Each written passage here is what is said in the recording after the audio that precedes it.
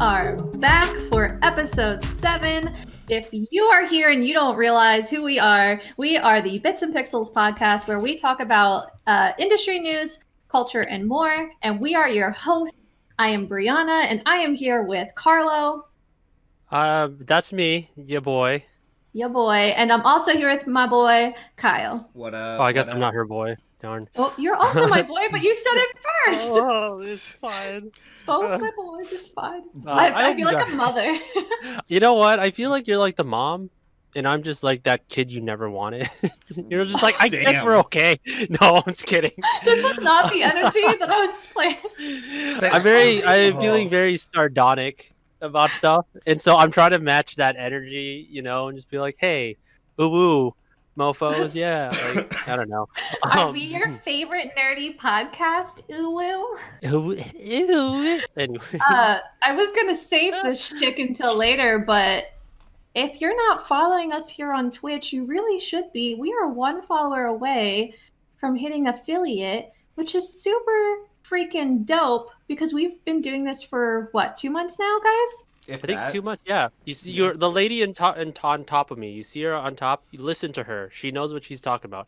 She's a full-fledged adult. If she says follow, you darn well do it. All right, it's the right thing to do. So thank you for backing me up there, Karlo. That was really great. Thank you. I got you, sister. I don't know what the energy is for this podcast today. It's a lot. I don't hate it. I don't hate it. I need you to match this, Kyle. Kyle, Okay. Do you see these faces? You need to match this. I don't know. I just feel really really hype about this episode. I think it's because the last 2 weeks a lot of really cool announcements have happened in the video game and anime sphere, which I am personally really, really excited about. And also the last episodes, bonus episodes that we did live here on Twitch last week were not podcasts, so we didn't get a catch-up or anything. We were just we did our wonderful JoJo quiz, and we covered the anime awards. I know you did. So we had those, which were really fun, but we didn't get to do the catch-up and the news, so I feel like I'm just really excited about what we have going on this week. Yeah, I mean, and I'm pretty sure as time goes on, we'll be able to do more of these kinds of updates, plus, any of the events anime stuff, anime awards, game awards. Yeah. I'm definitely looking forward to a lot of the stuff that you guys are following, and honestly, we are 1 follower away, so it's definitely going to be a little bit closer of a dream than that we could reach sooner rather than later. So we wanted to thank you very much for the following so far, and we hope you've been enjoying said content. Yes, definitely. Thank you again for that, Karlo. Well, I don't know about you all, but I am ready to get into our catch-up of the week, or our picks of the week, as we like to call it. So, do you mind if I get right into it? You are more than welcome to. Oh, thank you so much. Okay. I don't know if I love it or hate it. Sorry. Go for it. I'm trying to be professional, Kyle. Jesus. You are a professional, and I admire your professionality. I'm here. I'm here. Okay. All right. Whew. All right. So I will start off with what I've been playing. I have always just been playing Animal Crossing. We all know this. If y'all did not know, there's Mario-themed items coming to Animal Crossing. So I'm going to talk more about that later. But I am really excited because I did buy a new... Well, it's not new for the series, but new for me, Legend of Zelda game. I just got Link's Awakening. And let me tell you. Yeah, how's that?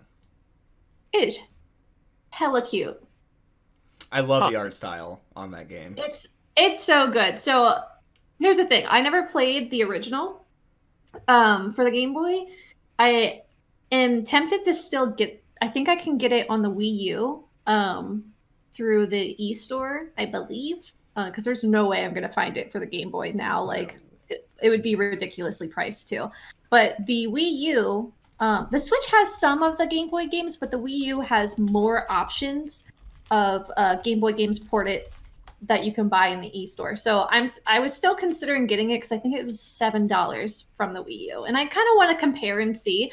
But I believe it's a pretty close remake. I don't think they've changed too much. Then again, I'm not entirely sure. I'd have to do a little bit more research into that. But in terms of like characters, the island that you play on, all of that, the overall plot is the same. But the art style, as Kyle said, is like absolutely gorgeous. I love it. And again, I'm not sure if they had as much I don't know if I'll call it voice acting, but I guess you can call it. There's no one that has like dialogue, but they make like the Marin, one of the characters, she sings. It's all like la la la, not necessarily words. And then we have the just typical noises that Link makes because he doesn't speak. But it's more than I've ever experienced in a Zelda game. Maybe pretty close to like Skyward Sword or Breath of the Wild in terms of like the voice acting / like sounds that you get. So that was really fun. I just love when you run around as Link in the town and you can't do much because you don't have a sword. You only have a shield, and you can't like pick anything up because I'm assuming you probably need some sort of item to get the strength to pick things up, because chronologically, like Link is still pretty young in this game. So if you try to like go up to an item and pick it up, he gets like super red in the face and he just makes like the angriest noises, and I just find it delightful. It's really fun. Just for your reference, if you were wanting to get it as the Game Boy version of the game, looks like you can find it for about $18 online. Okay. You know, that's not that bad. Like I would expect really. it. Like you said, you know, inflation, prices, like it should be just insanely expensive now. Like I think I found an older game that's. I was surprised to find it for $8. It's a PS2 game. I found it today too. It was really cool. I expect it was a Dynasty Warriors game. So okay. I mean, you know, you see like the old Pokemon games like online, and they just go for just absurd amounts of money. Like, it's just nuts. Games do too, if it's more of a I guess popular game. Like the Wind Waker, if you try to find that for GameCube, it still sells for original price $60, which you can get it digitally now, and HD.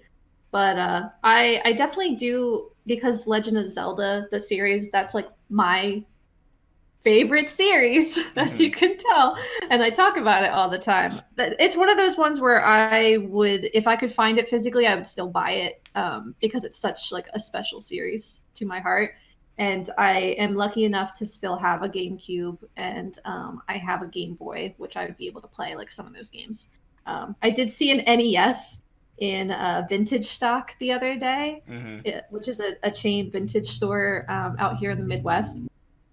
And it was a NES for $100, and it came with like 6 games already. And I was like, oh, do I get that? I didn't, but I was really, really tempted. I just really like collecting the vintage stuff. But yeah, I'm really delighted with the game so far.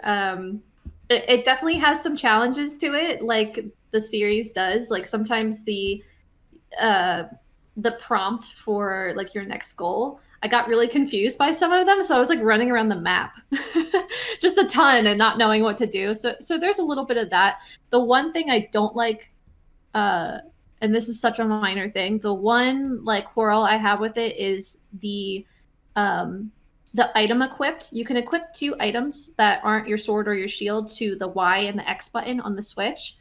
And the thing that I don't like is you can't unequip an item. So like once you equipped 1 to 1 button, you can switch them, but you can't actually unequip. At least that has been the experience for me so far. So I find that a little bit annoying because I ended up wasting a few magical potions that I could have used later on. Right. But it's neither here nor there.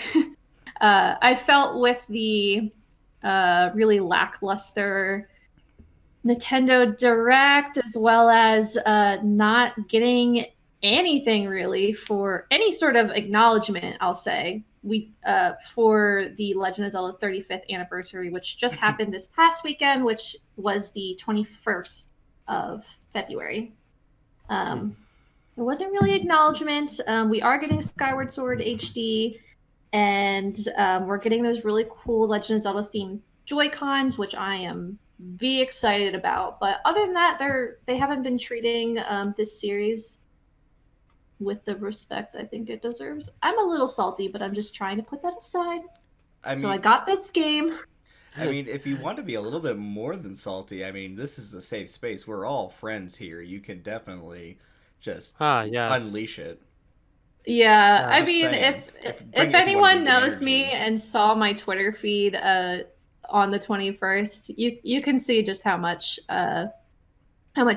like love I put into this series, as I know quite a few listeners of this podcast also do.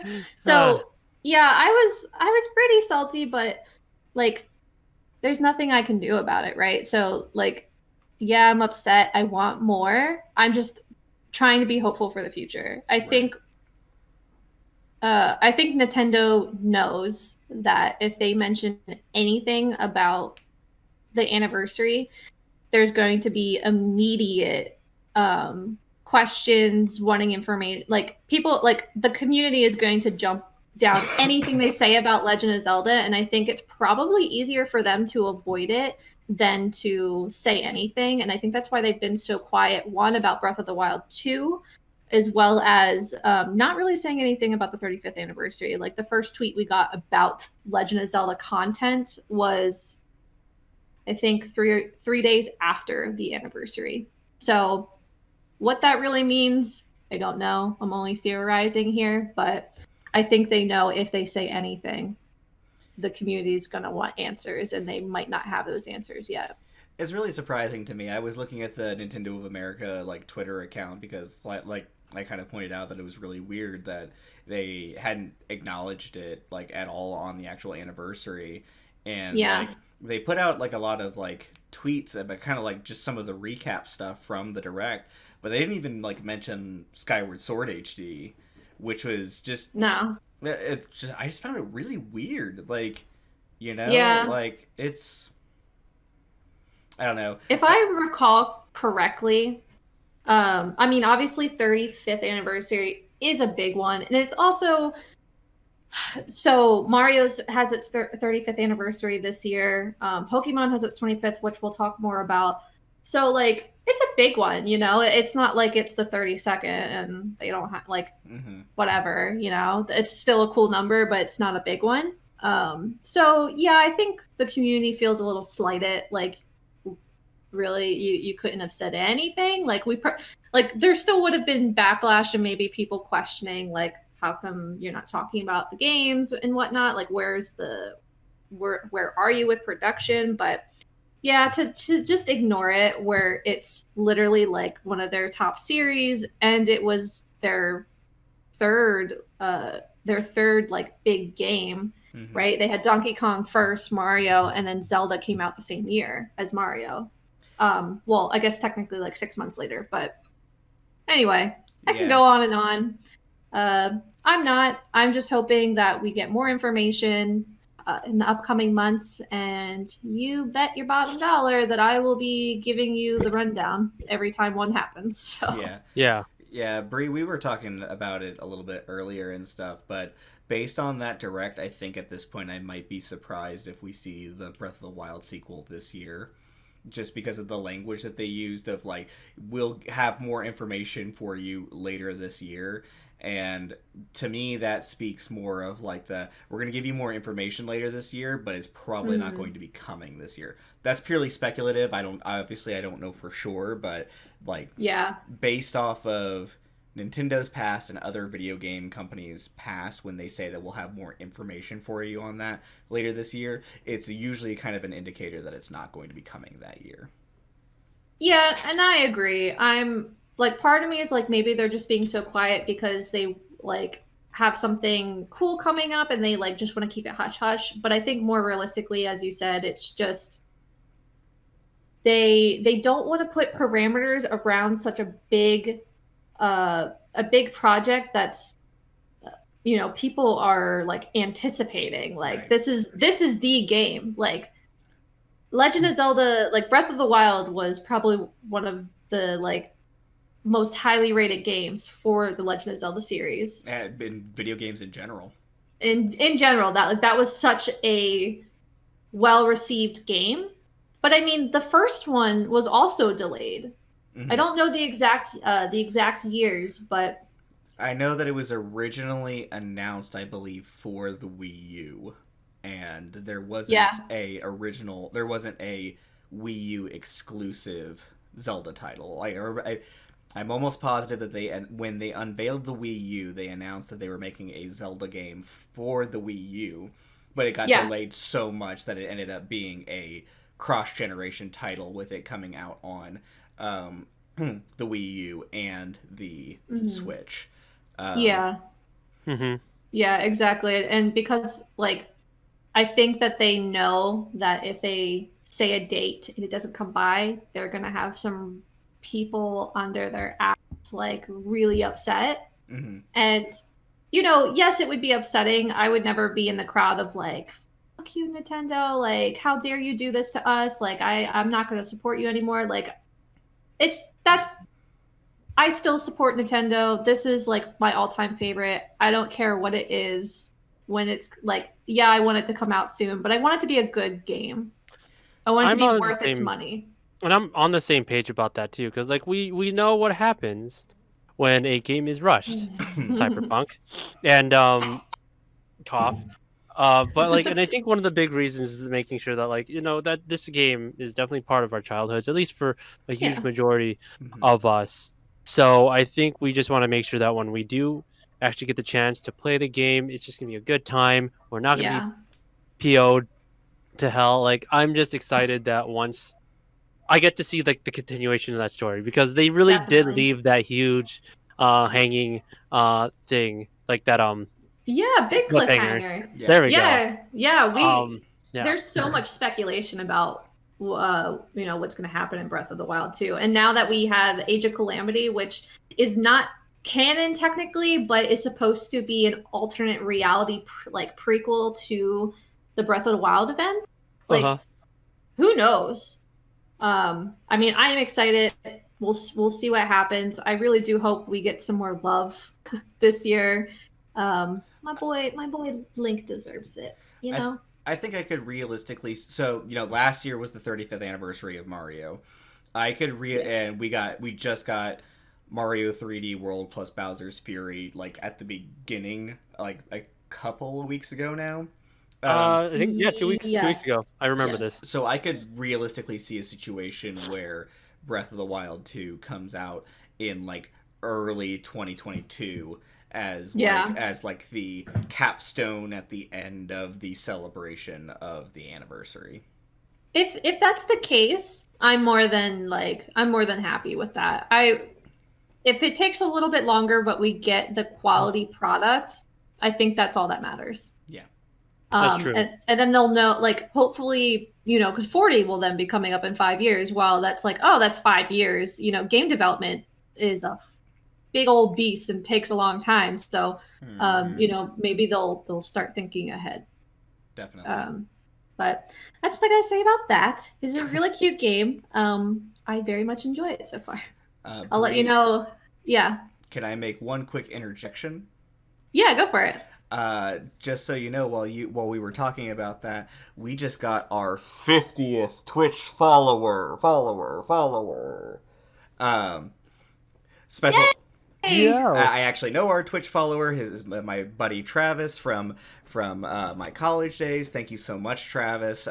Special shout outs to you for being number 50 and helping us reach that big milestone.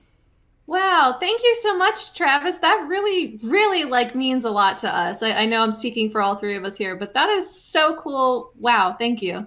Yeah, now I gotta make sure we got that those VTuber things taken care of. Oh, also Carlo, he's frat too. So. Oh. Yeah, that's cool, guys. Get some symphonians up in here. Yeah, some symphonians. Yes.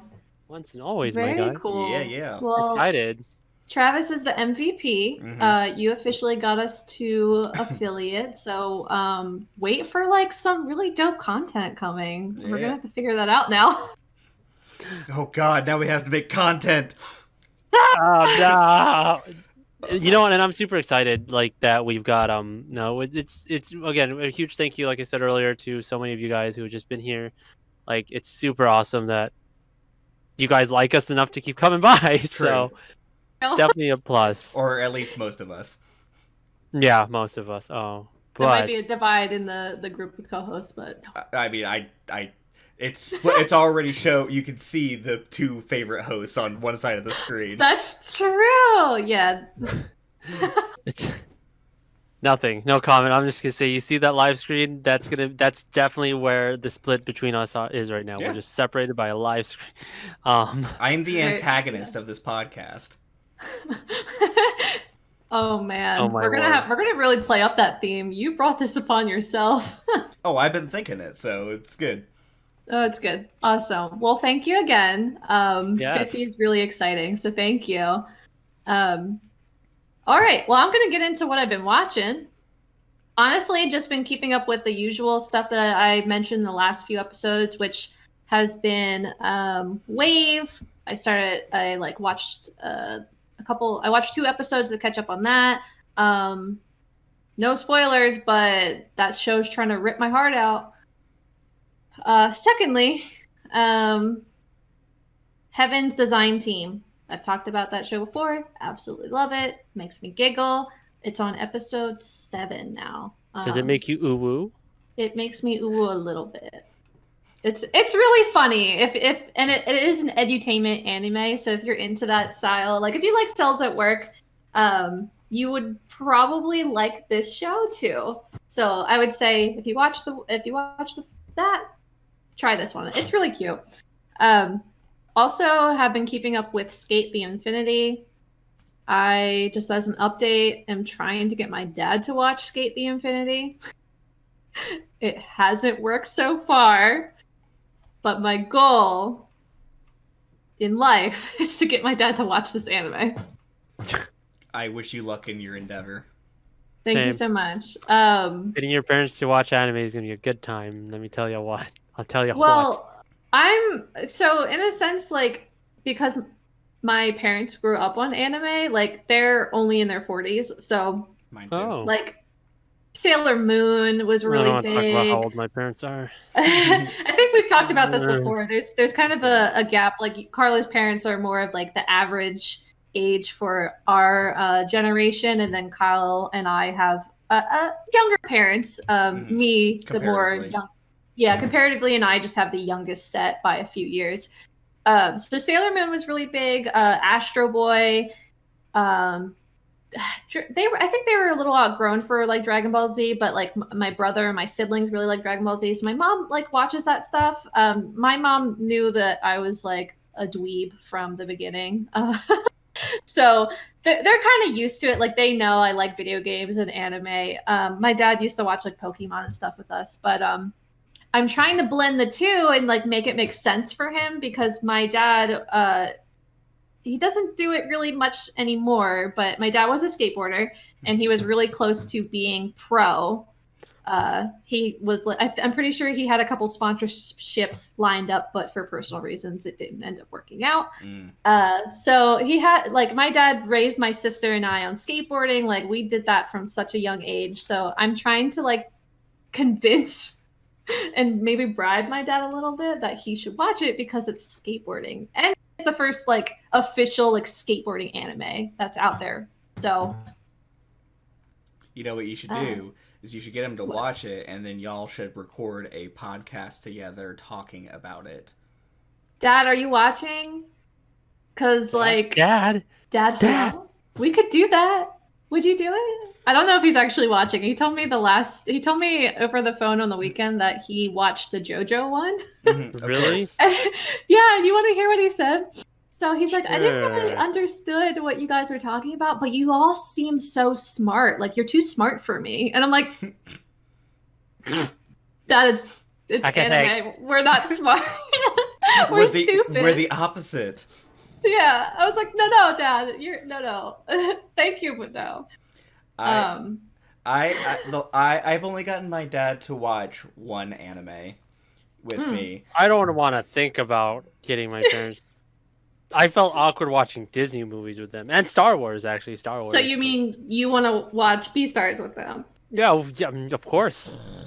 Yeah, sure. Yeah, that sounds like a great time. I think that should be our goal. Like when we hit 100 followers, Beastars with the parents? No, bad idea. I tried to get my dad to watch My Hero Academia. He wasn't into it, but when I moved into this apartment a few years ago, he came over and helped me like hook up with a TV in my living room. And to test it out, I was like, I'm just gonna turn on something, and so I turned on an episode of One Punch Man, and he thought it was the best. Oh, really? Yes. In fairness, though, One Punch Man, a little bit of second season, not as much, but that it first was season, insanely good. That first season, season, a safe one. It's so repeatable. It has so much replay value. Absolutely. It's just kind of like there's that one episode with the Deep Sea King, and it's just like it was just super epic for some reason. And then Moomin Rider was just like, "I'm gonna fight you," and then he just gets punched, and then all of a sudden Saitama's just like, "All right, man, take 5," and he's just chilling. Yeah. And I'm just like, "You gonna do something?" And he's just like, "Okay," and then death. And so it was really epic. Speaking of One Punch Man, did you guys see this argument that people were having on Twitter like yesterday or something like that? Like, who would win in a fight, Saitama or Goku? Or Goku. And I'm like, dude, you told me about it. His name is literally One Punch Man. Like, what are we doing here? You know what? And I think about it that way too. But then it was kind of like the same vein. It's like I feel like this is like that Superman versus Goku version 2 though this time around. Like now it's Goku versus Saitama, and it's just like who would win in that fight?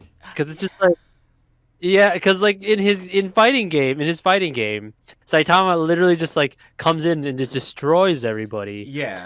Nobody knows, which is a really interesting way to do a fighting game.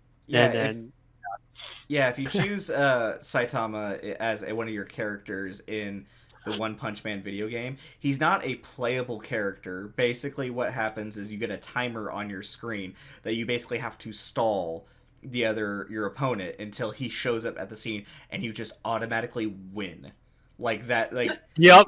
It's the stupidest thing. It is there's a dream mode where you could actually like fight him on even ground. It's called the dream mode because but that honestly though, in terms of creativity, the people who created the game, oh yeah, I mean it makes sense. I was like, all right, cool.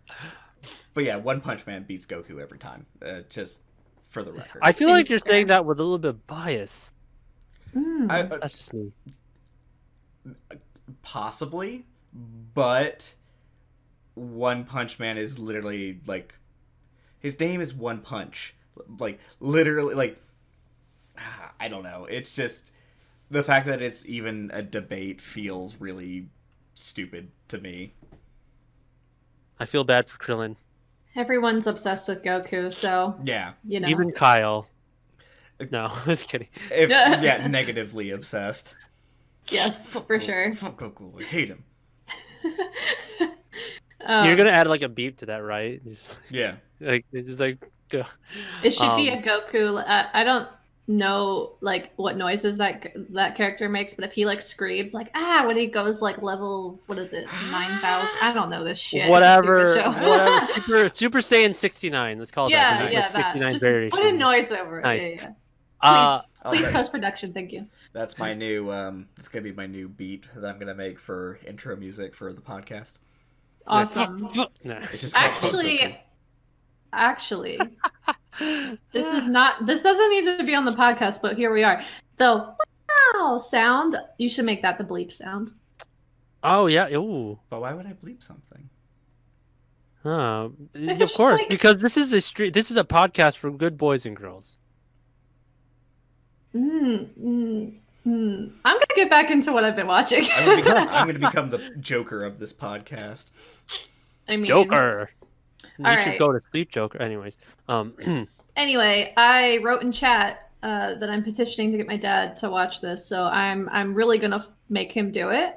Skate the Infinity. Also, there's a character named Joe that like kind of resembles my dad, which is really you could weird. see Kyle's ears perk up when you said Joe. I know. Well, no. JoJo? Well, you know what's even more annoying? After my dad watched that JoJo quiz, I said, Oh, Dad, God. in this anime, the skating anime, there's a guy named Joe, which is kind of interesting because, you know, he's Japanese and they call him Joe, J-O-E. He's like, are you sure it's not JoJo? And I was like, no. I'm going to get your dad to watch JoJo. Please. I'm going to get your dad to watch JoJo. No, you're not. Banned. Everybody throw down more follows, 100 follows. We get Bree's dad to Watch become a JoJo. JoJo fan. Oh my god. He's gonna like see this and be like, what are you talking about? Why are And then your you friends show talking? him the memes. Yeah, the Yeah, memes. All right, no. If I hear another yada yada from anyone, ending the stream. It's not yada yada, so we're fine. Yeah. Yada yada. Yada yada this day. That's literally what you said. know what I'm Even saying? without the this day. You know what I'm saying? What All else right. have you been up to, Bree? Yes. All right, I know Carlos. I'm gonna try to get through this quick because I've already been talking a long time and we have a lot of news. I know Carlos gonna feel me on this. Horimiya. I'm leaving. I can't. I can't. We've been spoiled. I hate everyone. I want you to not know. like, oh look, you gave us so much. We're spoiled. Look at us. No, people out here on these social media streets be spoiling what happened in episode 7. Basically, ladies and gentlemen, social media is the devil. Get off Facebook. It's horrible. It's just not fair. Just keep following us. That's all you need. Yeah, no, do that. Just get off everything else. It's the only It thing sucks. worth doing.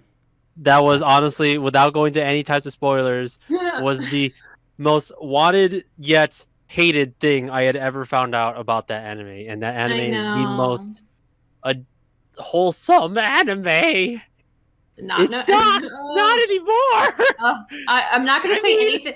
I will not say anything else because I don't want to spoil it for y'all. But if you're on Twitter, you will probably see it. Anyway, Horimiya. Episode 7. Go watch it, please, and we can talk about it and freak out and all that good stuff. Ignore Twitter and Instagram. That's so hard.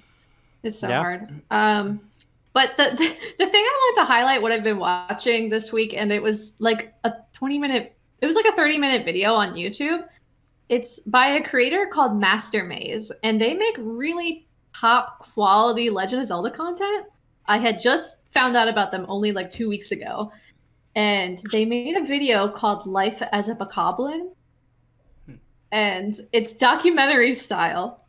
It's basically Link. You can wear a Bokoblin mask in Breath of the Wild, and then you can approach the Bokoblin and other monsters, and they won't attack you. So this person legit took 20 to 30 minutes worth of screen recording of Link with Bokoblins, but like turned it into a documentary. It is the craziest yet the coolest thing I've ever seen.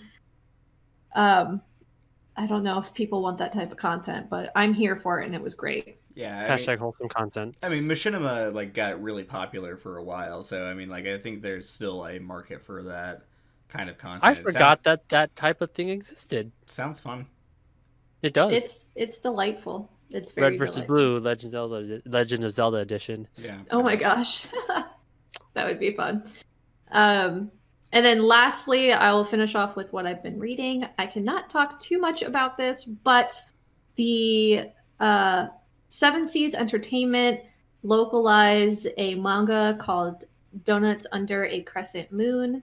It is a very sweet, slow romance yori manga. So if that is your thing, I recommend you read it. It's just really sweet.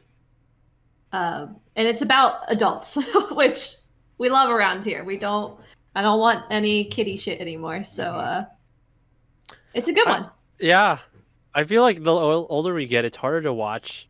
It gets harder. Like there's exceptions, right? Like it's harder to watch like any of the Horimiya, like any of like the high school anime shenanigans. Like, yeah, I remember I would watch Vampire Cross. Now I don't feel like it. Yeah, if it doesn't have like a really intriguing and like a really intriguing story, it's not just like Horimiya. Yeah, exactly, Horimiya. Then yes, we love, but nah, it's the romance like manga genre. Like, I feel like we want it to be with adults. I'm kind of tired of reading the teeny bopper stuff. So, yes, adult romance, Yuri manga, Donuts Under a Crescent Moon. It just came out like 2 days ago. The 23rd of February. If you're listening to this podcast, it's really good. Please go read it if you are into that stuff. Anyway, I'm done talking about my catch-up. Kyle. Time to talk about his mustard. Anyways, that was a pun. I miss those days. Anyways. Oh. Rip. F's in the chat. Ugh. So, kind of get into my week. I spent the majority of my week jumping back into Apex Legends, which, if you're not familiar with Apex, it is a battle royale set within the Titanfall universe, published by Electronic Arts, EA, and developed by Respawn Entertainment. It is my favorite battle royale, well, with the exception of Tetris 99, but those are kind of different things. Apex Legends rules. So what basically makes it different from, for those that don't know, what makes it different from a Fortnite in the Battle Royale space is that, while Fortnite, you unlock these different skins, and it makes you look like Master Chief or the Predator, or Ellen Ripley is the newest. Ellen Ripley and the Xenomorph from the Alien movies are the new ones that just got announced. The characters that you play in Apex actually matter because they have their own ability sets from one another. So there's a character, Lifeline, who has a healing drone that she puts out that can heal people over time. I would use her a lot, by the way. Yeah. Good time. She's good, and she has like an ultimate ability that calls down a drop that has a bunch of extra goodies. Shenanigans. Yeah. Yes. So I've kind of gotten myself into a weird habit of, like, I will play every other season. It just kind of happens. Yeah. Season 6 came out, and I played a lot of Season 6, and then Season 7 came out, which introduced a new character and a brand new map and everything, and I was just like, you know what? I think I'm good for right now. And then what inevitably ends up happening is the new season starts, and I'm like, I think I'm ready to play some more Apex. And I'll hop in, and I'll be playing all season long, like, nonstop. So that's what we're at. We're in Season 8 right now. I haven't gotten to play the new character yet. His name is Fuse. He seems really, really cool. His whole kit is kind of based off of grenades. Doing cool shit with grenades. Like, he can throw grenades farther and more accurately than all the other characters can. He's got like an arm launcher that he shoots it out of. It's pretty cool. Jeez. Yeah, so I've just kind of been playing that a lot. Revenant is my main at this point. He's a lot of fun because he's got a passive ability where he walks faster than any other character while crouched. So that kind of gives him a little bit more of like an ability, so he's not as big of a target, like, and you can kind of like sneak around a lot quicker than like other characters can. He's got an ability where he shoots like a grenade that like is a silence, so it makes other people's abilities like not work. So they can't like do things like drop a shield in front of them and stuff like that. And then his ultimate ability, he kind of like pulls this like totem out of the ground where if like people touch it, they have basically death protection for a certain amount of time. So rather than being killed, they just respawn back at the totem real quick. He's a lot of fun to play. I had a game today, the Thursday, the day that we're recording this. I had a game earlier where I was playing duos, and I was playing with one random person, and I just popped off. I don't know what happened. I just started shredding we ended up winning the game. I had 12 kills, which for perspective, there are 60 people in a match. So I personally killed a fifth of the lobby. 20% of the lobby fell at my hands. and I did like 1,700 damage, and like I was literally like, I'm by myself. I'm not talking to the other person on my team. I'm here in my apartment. I'm just going like, I'm the best. Like, oh my gosh, literally having like an esports like pop off moment. Like, let's go. Poggers. Yeah, basically. Oh, it was so stupid. But I would like, it was just definitely the best game I've ever played on there. But I've been playing that. This has been the majority of my playtime this week. I also re-downloaded Duel Links based off. Yeah, I have. Based off of really? Karlo talking about downloading it. Because, like I've said, I am the antagonist of this show, and I want to tell Karlo that he is a third-rate duelist with a fourth-rate deck. And to which I reply, Red Eyes Black Dragon, Yugi Boy, or something. I don't know. How's your experience going with Duel Links? Since have you played before, or are you playing for the first time? So what's funny is that because we had this discussion when we were playing Fall Guys this long back in this year that shouldn't have existed. You know, it was a good time, and we were talking about all these Yu-Gi-Oh cards, and that's where like everything kind of came from. And I was just like, man, I do miss Yu-Gi-Oh. I should probably download this, and I'd never played this before because another fraternity brother of ours, a really good friend of mine, he was just like, "Yeah, I'm getting into Duel Links again." I was just like, "Oh man, sorry," as I am like spending money on Genshin, and so I'm like, "Oh, okay, I should try this out," because honestly, I have been wanting a Yu-Gi-Oh fix anyway. I heard from my student today, today being February 25th, my student assistant, and he told me, honestly, I'm not even a Yu-Gi-Oh player, but I think Yu-Gi-Oh Duel Links, from this outside point of view, saved like the game of Yu-Gi-Oh in general. Playing through this game for like a week and a half, and I don't want to tell you how disgustingly far I am with it, because I guarantee you will laugh and point and make fun of me. But holy crap, this game definitely, I felt like it did save like a lot of how Yu-Gi-Oh plays now, especially with like in the pandemic. Honestly, if they made the game like this too, I would have fun with it. Like it just gives new life to it somehow. And it's not like a lot of the other busted like programs where you just kind of get all the cards you want. Like you actually get to work for your cards. Even blowing all the money for your cards. Like, and like real life. You do that in real life. Right. It's really interesting, like the things that they do with Duel Links versus playing the actual like card game, because Duel Links is definitely built so that way you can have fast duels, like, because the play space is basically reduced by half. So normally you have 5 spots for monster cards, 5 spots for spell or trap cards, and your deck, I believe, can like have like probably like any number of cards in it. Obviously, the more you have in there, like 20 to 30. But like it's preferred, like in real life, you normally want to have like the 40 card limit. Yeah. Here it's in half, like you said, 20.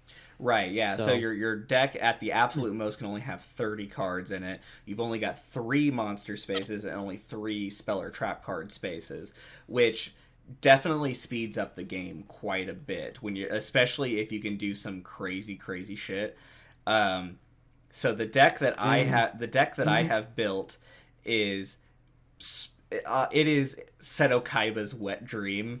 It is it is a deck that is designed like Karlo, I shit you not, on an opening turn, not even like I'm playing second, I'm playing I play first, so I can't make any attacks or whatever. I can get a Blue Eyes White Dragon on my side of the field.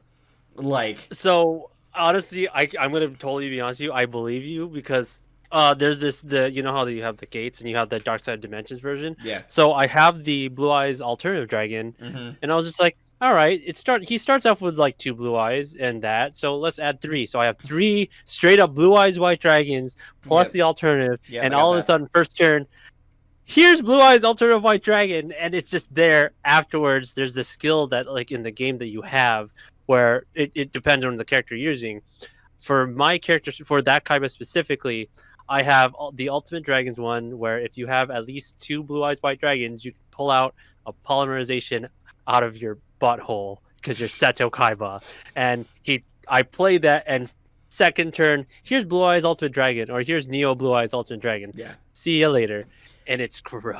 I understand you. So it's really fun. So what I've got, basically there are 2 cards that I need. I mean, obviously the Blue Eyes Alternative Dragon strat, I have that going in that deck as well.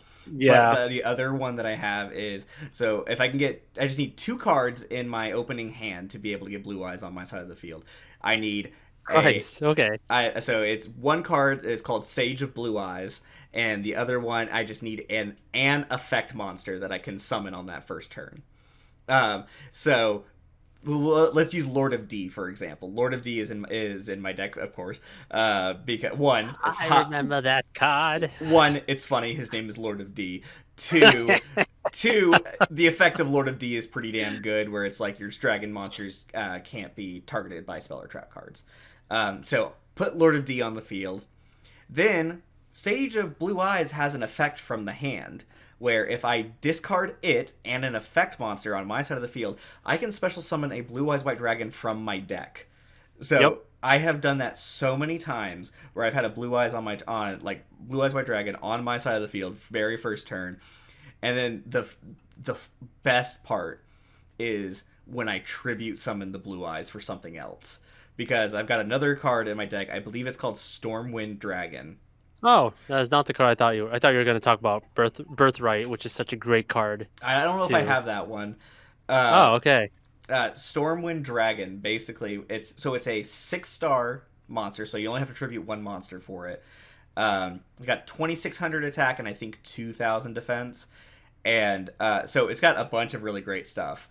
For 1, if you tribute a dragon to summon it, Stormwind Dragon gains half of the attack points of the dragon that you tributed to summon it. Which, if I'm playing default default Kaiba right now, so I've got peak performance as my ability. So I've got mountains as my field spell in the very beginning. So I've got a Blue Eyes White Dragon on my side of the field with 3,200. You take the 16, you take the half of the attack, add it to the Stormwind Dragon for like 4,200 attack points, but that's not where it stops. For 1, Stormwind Dragon can't be killed. If he fights in combat with a monster that has the same attack points as it, it won't be destroyed. And 2, if that's dumb. That is dumb. And 2, are you kidding me? And 2, if it attacks a monster that's in defense mode, it does piercing damage. So so I'll get like second turn wins with a monster that has like 4,500 attack. Yeah. How? Wait, you said you downloaded it again, so you played this a while ago. Yes, I did. Right? Okay, that's cool. How old is this game? 4 years old. 4 years. Oh, Their 4th anniversary shenanigan was happening, which oh, cute. Good times. They gave you free stuff, and I was dumb, and I was like, oh man. So I just want you to know this makes absolute sense because I am a huge Dark Magician person. Actually, give me a second. And if you really want to know something about me, is that I've always appreciated the Dark Magicians. I don't know why. I'm like such a basic person, but I also have this wonderful girl here from the Dark Side of Dimensions case. My favorite Dark Magician girl. Literally, I have 4 different versions that I own of Dark Magician girl in cards, and I use them as bookmarks. I use those as bookmarks as like for my classes and stuff. So favorite card ever. So yeah, I thought you were about to could probably guess. I thought you were about to pull out that card that you pulled out on stream when I sat in there was a stream that Karlo did a while ago on his Twitch channel where I sat in a Discord call with him. He opened up a brand new box of Yu-Gi-Oh cards and he went through each and every single one of them, and I looked up the card values for him and we read it out on stream. Wow. It was the most expensive one too. It was like a $30 to $40 card. Yeah. So I started off the game with Dark Magicians, so I just want you to know that I'm that person. So this is gonna be fun. I'm excited. Oh yeah, yeah. So look out for that Karlo versus me Yu-Gi-Oh. It literally will be Yugi versus Kaiba. We will. I'm sure. Basically, if you well, yes, you should, because when we get 100 followers, we will duel each other, and the last person remaining is not sent to the Shadow Realm. So yeah, okay, good. This is gonna be the thing. Yep. Will I win with Pot of Greed? I play Pot of Greed. I play Pot of Greed. You never seen this coming. Pot of Greed. I love that video so much. I play Pot of Greed, which allows me to play Pot of Greed. And it just keeps on. It's like, that's not how that card works. Yes, it is. That is how it works. It's like, what are you talking about? That's what it do, Yugi. That is what it do. Oh, that's literally one of my favorite videos of all time. It's so funny. It's the stupidest video ever, and I think it's like that is literally like classic meme. Like that will stand the test of time because we come back to it years later and we still laugh about it. This is what I'm here for. And I'm gonna say, since Seth Roth for Smash asked, my favorite Yu-Gi-Oh card is Pot of Greed. So there you go. Pot of Greed. Pot of Greed allows me to play Magic Force, which allows me to summon another Pot of Greed once more. Another acceptable answer would have been Red Eyes Black Dragon. Oh my god. Dang you! Or whatever. I don't even know. Anyways. He's gonna have a heavy Brooklyn accent. I can't. Nope. I ain't doing that. To be Joey Wheeler, you just have to be very like offensively New York. Like that's Black, the voice. White Dragon. Baby Dragon. I think I keep going. You nobody messes with Joey Wheeler. Joey Wheeler. Man, God, I think out of the three of us, I probably have the most right to be able to speak a Brooklyn accent since I'm from Jersey. Says the person who lives in a cornfield. I mean, hi. Just kidding. I'm kidding. I did grow up actually next to a cornfield in New Jersey. Oh. Well, okay then. My grandfather used to always say not to make sure your headlights were on high beams driving fields and to don't drive slow. Okay, anyways. Okay. Anyways. I don't know what the energy of this podcast is. We are unhinged. Episode 7. Unhinged. And we're not even drinking, are we? Like, I'm not. No. I can. Mean, who's to say this is not vodka? We are. Yeah. It's not. I'm not drinking. I can't handle at all. No. I've got the power of God and it. Which, by the way, I just kind of want to point out, like, you could actually like take out her wand. It's really cool. Anyway, sorry. That's really cute. And before you finish, Kyle, I just want to say how excited I was. I actually was able to meet and I did get a interview with her. I met the voice actress of Dark Magician Girl. Nice. And she also voiced Akiza in the 5Ds season as well. Okay. 5Ds? Yeah, so I'm not as familiar with 5Ds. GX was really the last one that I really watched a lot of. Oh, okay. Yeah, GX was throw down and face down. GX is like GX has no business being as good as it is because like original Yu-Gi-Oh anime is like it's classic, right? It is Yugi, it's Kaiba, Joey, whatever, and then GX comes out and your expectations are like, oh no, it's like Yu-Gi-Oh, like the next generation or something. Like, how is it going to live up to what that first series was? And it's actually ridiculously good because as somebody who watched it recently, like within the last year, GX is really, really good. That is true, and I support that opinion 100%, only because we all thought it was just going to be Jaden Yuki doing his shenanigans. Oh boy, Jaden. And then he's just like, by the way, I'm like the reincarnation of a god. And we're like, what? I watched my boy. I watched a video at one point doing a breakdown to find out of the Yu-Gi-Oh protagonists which one is the best duelist. And by statistical analysis, Jaden Yuki is the best duelist out of all of his win percentage is even Yami Yugi better than Yami Yugi. He I think Jaden loses like a total of maybe like 3 duels in the entire series,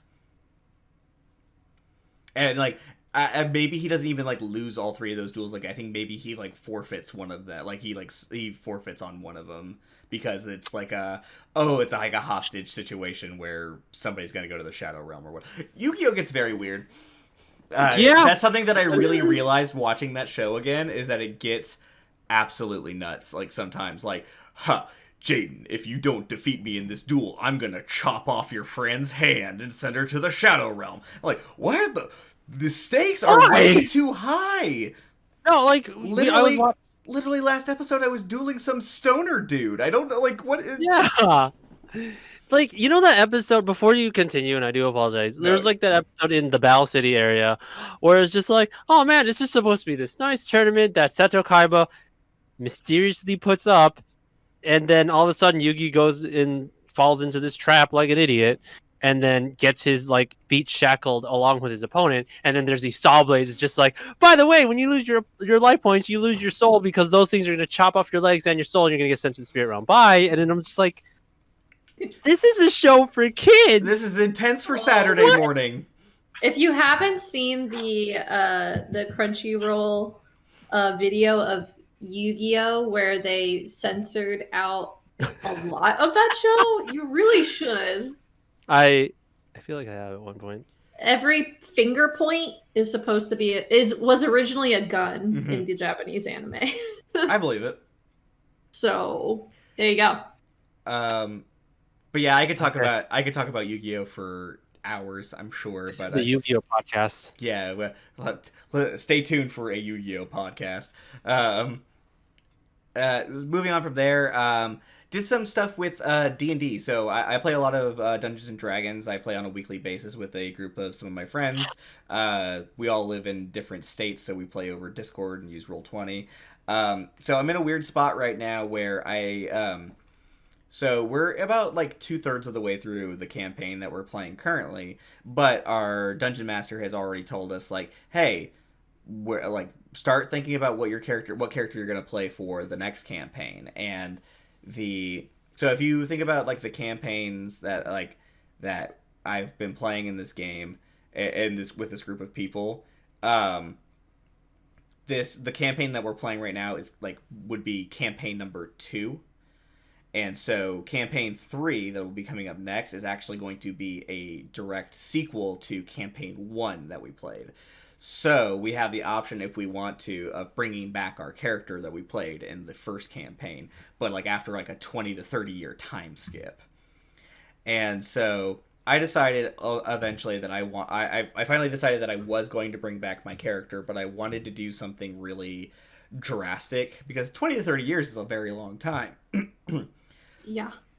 So I decided that I was like, so my character from campaign 1 is this nice, shy, timid, like he's like a bookworm kind of cleric, right? And yeah, he kind of just like, I just talk like this, like all just kind of just very, very, nervous. It's I talk like that, right? But alignment wise, chaotic good. I decided that I wanted to just completely fuck his life up. So after this time skip, he's going from a chaotic good cleric to being a neutral evil paladin and cleric, because we're doing a Gestalt campaign where everybody is a multi-class. And on top of that, to make it even worse for my character, so the race that I have for that character is what's known as an Aasimar.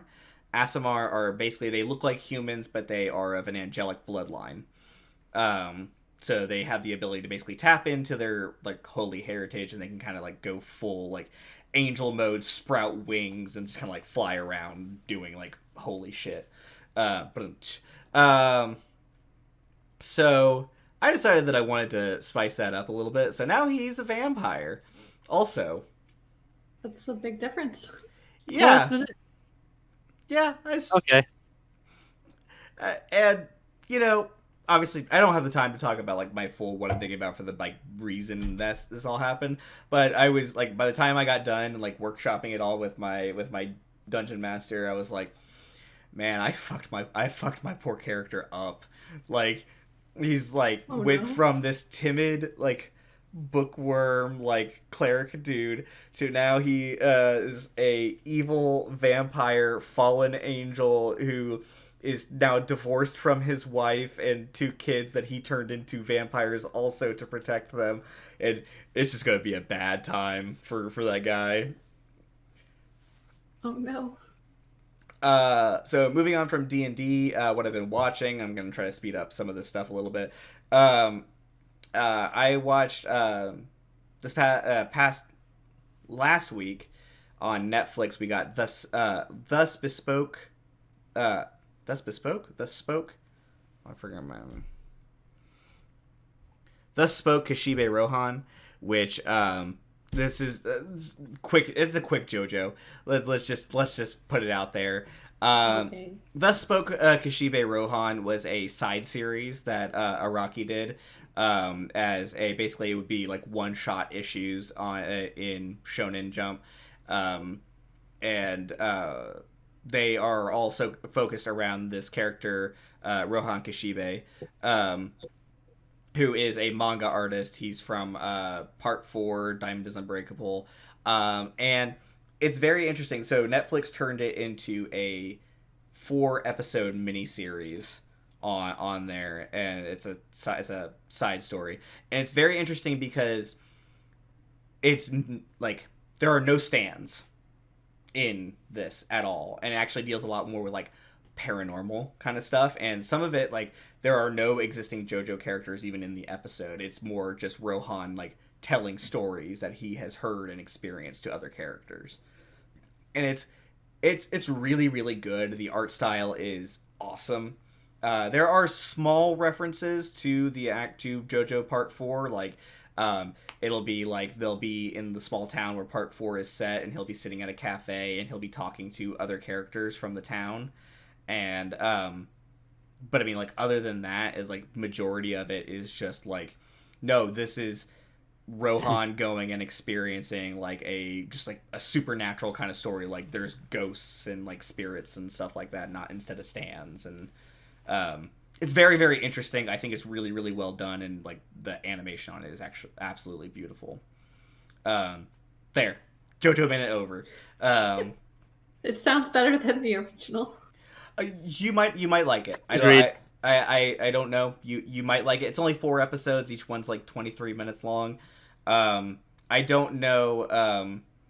I don't know how much people will like it if they don't watch JoJo. That's my only thing about it, is like just because I have the context of being like I like reading the current manga, right, and knowing all of like what happens up till then and everything.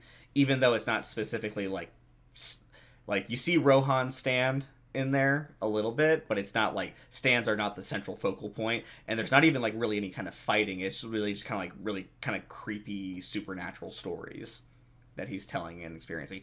It's fascinating. Maybe check out the first episode and see if it's something that you're interested in. Like I said, 4 episodes. I would like to see if they will do a kind of like a follow-up to it.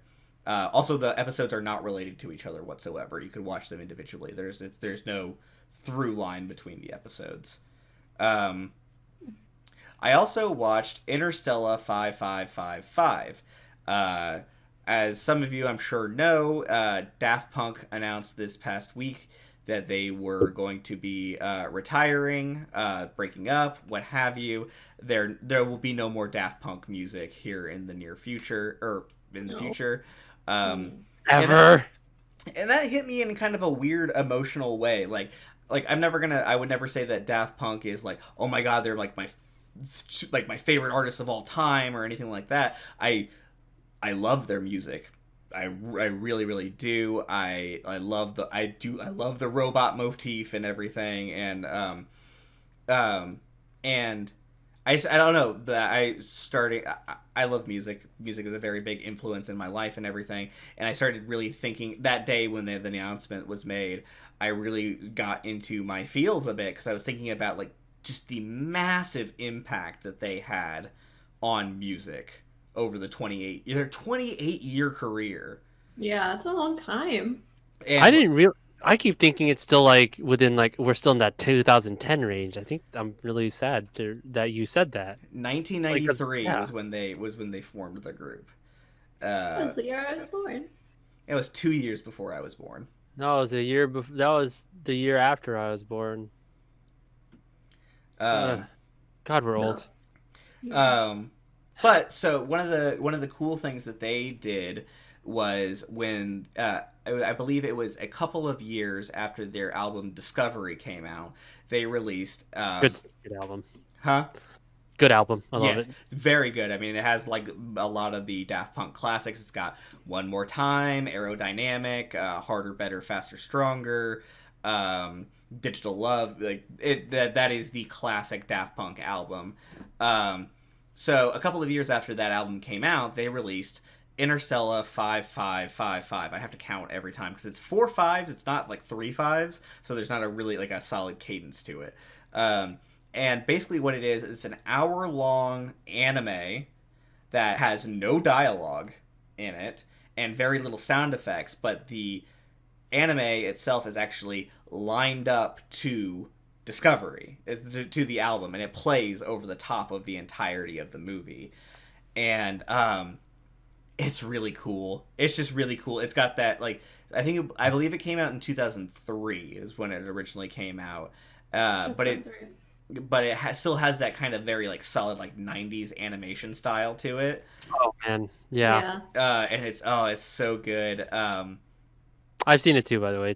I missed that. I forgot that movie was a thing, so I'm gonna probably watch that again just cause. Yeah, I need to watch it. I just saw it explode on Twitter after Daft Punk announced their retirement, I guess, and it looks good. Yeah. I wish they had more movies based on their albums like that. To be honest, I think about it now because they only had that.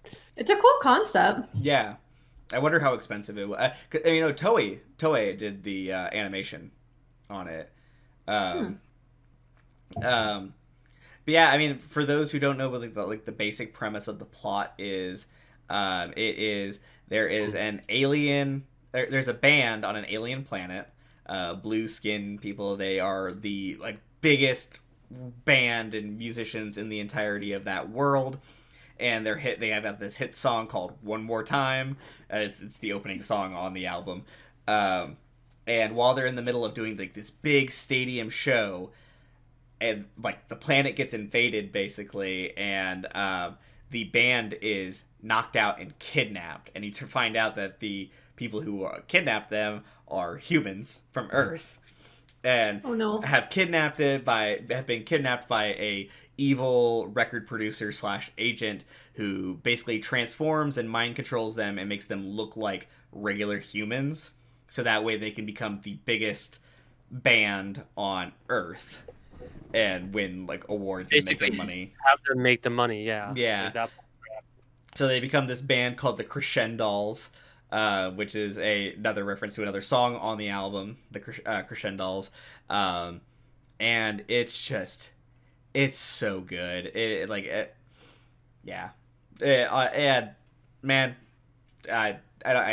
Punk is not going to be watching this, obviously, but shout outs to Daft Punk for just making some absolute bangers. Like I ended up making a playlist on my Spotify that was just like all like my favorite Daft Punk songs, and I've been listening to it nonstop all week this week.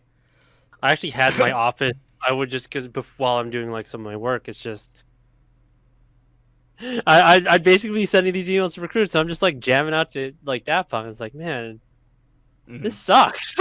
Yeah. No, it's like because that was like for us anyway. I just feel like it was just such a huge part of our. These are things that are just a part of our childhood that we knew things were gonna come to an end anyway, right. And then we just don't expect those things to happen soon. So It sucks to hear when it does. And it's just wild too because like so their last like full studio album that they did was Random Access Memories, and that came out in 2013. It's been 8 years, and they like Daft Punk had like this reputation of like. They would show up, they'd put out their album, and then they would just kind of like go back into hiding until like the next project came out. And that's what made that mystery though. Yeah. It's like they would make that good stuff and they'll be like, all right, see you later. Like Batman. But Daft Punk. I mean I don't even know what the latest thing that Daft Punk was on. Was it those 2 songs with The Weeknd on his Starboy album? I think it was. I think so. Starboy and I Feel It Coming.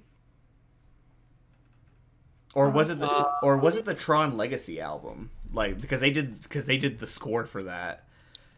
I'm honestly thinking that Tron Legacy album because I forgot that movie came out in this past decade. So yeah, I'll look it up at a later time. I don't need to look it up right now, but oh, yeah. I'm hearing an exclusive through the chat that apparently Daft Punk is unofficially here, saying that they worked with The Weeknd in 2018. Thank you, Daft Punk. Wink. But yeah, so other than that, the other thing that I guess I've been doing the past couple of days is just like passively watching old E3 press conferences, which is so it's kind of weird watching back old E3 press conferences because you have the context for like when those announcements got made, you know, you think to yourself, oh, this could mean this, and this, like all these wild thoughts start to happen. But then you go back and you watch it retrospectively and you're like, let me put these things into context, like how this actually turned out for them. And it's really funny to watch old press conferences, like even from like 2017 or whatever, where like, oh, this game is coming out soon. And I'm like, that game never came out. It's like, what are you talking about, you liars? But yeah, it's just really, really fascinating to go back and watch that and just think about like how the how it turned out. Just fascinating. But yep, that's my week. Yeah, because I guess since before we get into our break, I guess I'll update you quickly on my end. You know, aside from the typical FGO, Fate Grand Order / Genshin shenanigans, I also have been playing the Duel Links, and so I actually got into that over the course of the week. I ended up downloading Princess Connect, by the way. I haven't started it yet. Oh, we'll need updates. I will let you know. I'm probably going to play it on my PC. I'll figure that one out later. Streaming. And one game that I've actually, aside from Dragon Ball FighterZ that I've been playing, is there's a new fighting game in the horizon. It's called Guilty Gear Strive. And my God, that game looks great. It is so pretty and it plays super well. And I've never played a Guilty Gear game. I've seen it like played a lot. This game specifically makes me want to play the game. Honestly, the caricature models are just amazing. It was the same team that worked on Grand Blue Fantasy and Dragon Ball FighterZ. And it's a super technical game, so I'm garbage at it still. It's fun. It's great. Girls are cute in it. Good times. That's really all you need. This really is. But Guilty Gear Strive is set to come out April, I believe the first week of April, if you guys are interested in doing any fighting games. The beta just ended 2 days ago on the 23rd. They actually extended, because of how good it was, they actually extended the beta for those who had pre-ordered the game. So it went from the 20th. Yeah, it went from the 20th to the 23rd. The beta, so they extended from that long just so people can kind of play through it more, and then sent out a survey. Basically, ArcSys has been just so good with how they've been making and working on their fighting games that another wonderful good time with that one, Guilty Gear. So Guilty Gear Strive, I think it's for the PlayStation 4, 5, and Xbox, I think, and PC. And PC, yes, and PC. I know because I wishlisted it on Steam. Nice. Oh, you okay? Good. I've never played a Guilty Gear game, but like everything I've seen about Strive looks amazing. Neither have I. What's nice is that they actually have a really good net code for it, and I was super impressed with what they had talked about. And so I'm again super excited. Characters look great. Like seriously, all the character models look great. There's a character named Nagore Yuki who basically reminds me of Afro Samurai. For those of you who don't know, Afro Samurai is a good anime. Don't watch it in public though.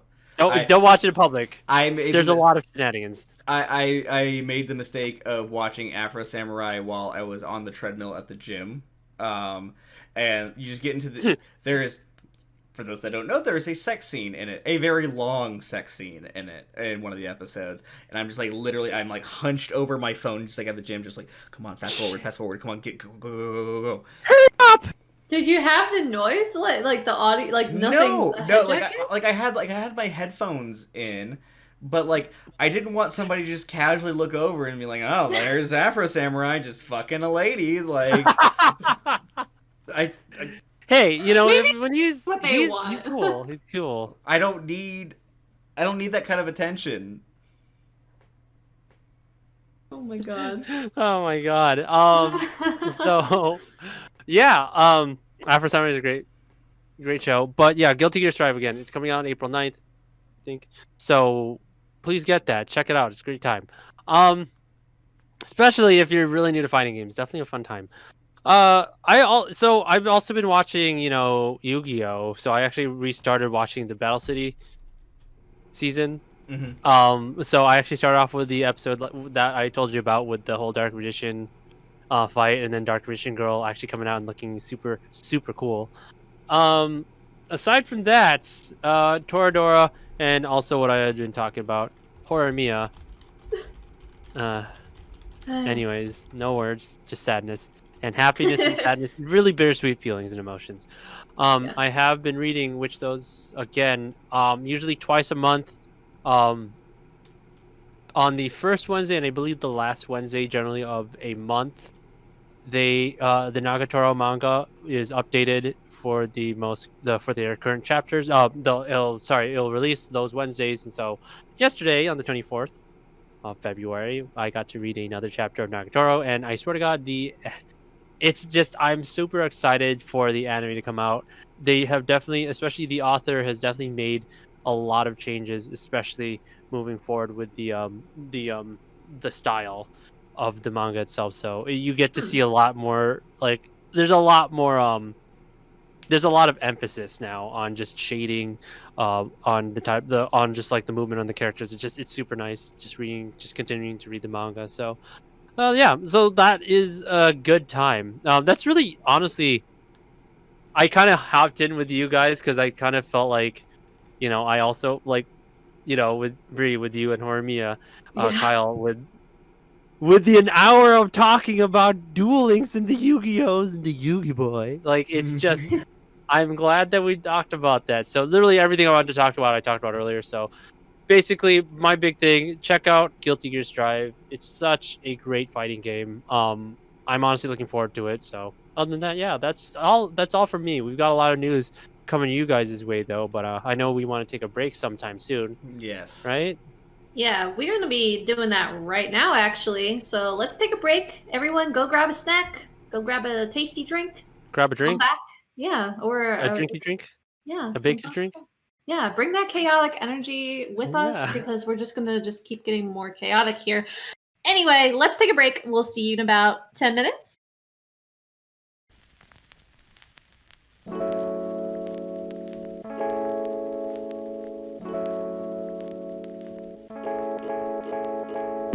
Hello, everybody, and thank you for those of you who stuck around during our break. We are back. We do not have an email this week, but if you're watching the video version of this podcast, or if you're here with us live on Twitch, you can obviously see our email down displayed at the bottom of the screen. If you have a question for us, whether it be video game, anime, manga, or just any kind of question relating to whatever, would you rather's, that kind of stuff, send it over to our email. Of course, our email is bitsandpix@gmail.com. That's bitsandpix@gmail.com. Make sure that you include the word question in the subject, and that way we will read it on the podcast and we will answer it here so that everybody can hear it, and you'll get a little bit of a shout out from us, and we will love you forever. Carlo, do you want me to sing it to the tune of Mickey Mouse, or do you want to skip that? No, you're good. You're fine. You're absolutely good, sir. You do not have to do anything else. You listen to the music that I made, right? The email, our email jingle that Top content. I very much thought about actually making it part of the actual podcast stuff, but I'm deathly afraid of DMCA from Disney because they will DMCA. You know what? Yeah, I didn't think about that because Disney's kind of, they will DMCA weird. Anything. My short story. My dad does some graphic design, self-taught Photoshop. He made a photo edit of Darth Vader dunking the Death Star, but it was like the Air Jordan logo, and he was to get in. He was gonna make it and sell it on Teespring, and he got a DMCA from that. So now there are only 2 copies of that shirt, one that he owns and one that I own. Yo, that's dope though. So yeah, it's so cool, but so unfortunate. Oh yeah, it's a really, really cool shirt. But yeah, I am definitely afraid of Disney and their crushing grip on all things media and their overwhelming takeover of everything. So I will not play that. That is just something that maybe that would have been cool. Yeah, in fairness, that would have been very cool. It's cool. Like, I like, regardless of how I felt about it. I like the way that the actual song turned, like little jingle turned out, but again, it's just a little bit nerve-wracking with DMCA. But let's go ahead and move on into our news section. We got a pretty heavy news section this week since we haven't had a actual regular podcast in a couple weeks now. Bree, do you want to kick us off with some news?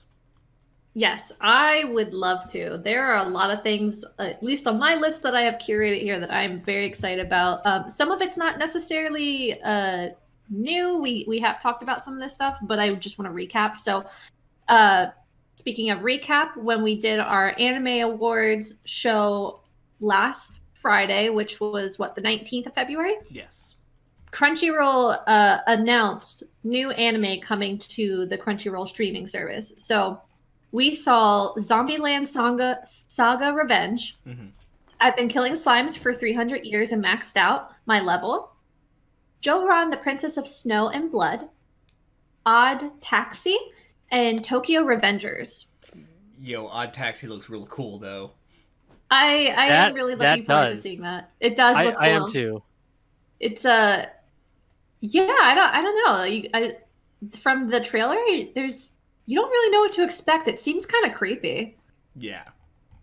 I'm here for it. But if anyone saw the Anime Awards or know a little bit about these animes that are coming to Crunchyroll, I'd love to know what you're looking forward to watching. Again, Odd Taxi, I'm looking forward to. I may try the killing slimes for 300 years, but max out my level just out of pure curiosity. Don't know if I'll stick with it because I know it's kind of a drawn out theme for anime. Yeah. I don't know. Tokyo Revengers I do want to give a try. So I was gonna say that one looked like art styles too. It's cool. Yeah, I remember during this live stream we were all like, "So there's something familiar about it, but not," and it looks good. We didn't know. What is it? Yeah, exactly. So I think that could be maybe the one anime we all watch together. This could be. I think Princess of Snow and Blood also looks very interesting. I remember really digging the art style that they were showing. Mm-hmm. I would agree. I would actually really watch that too. So yeah, it's always nice to have new anime. I think this is going to be a really exciting year, not only for those aforementioned anime, but moving into manga. We have the first announced Animal Crossing New Horizons manga, Volume 1. That's a thing. It's a thing. Huh. Yeah, so I actually kind of knew about this a few months ago when it got announced in Japan. Mm-hmm. And I was like, oh, that's kind of cool. Let's see how long this takes, if it's actually going to come to the US. It is coming, and it's being licensed and localized by Viz. So there is not an exact date yet.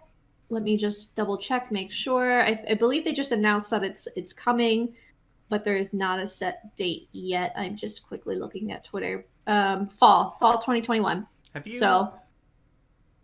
Have you watched the Animal Crossing anime movie? No.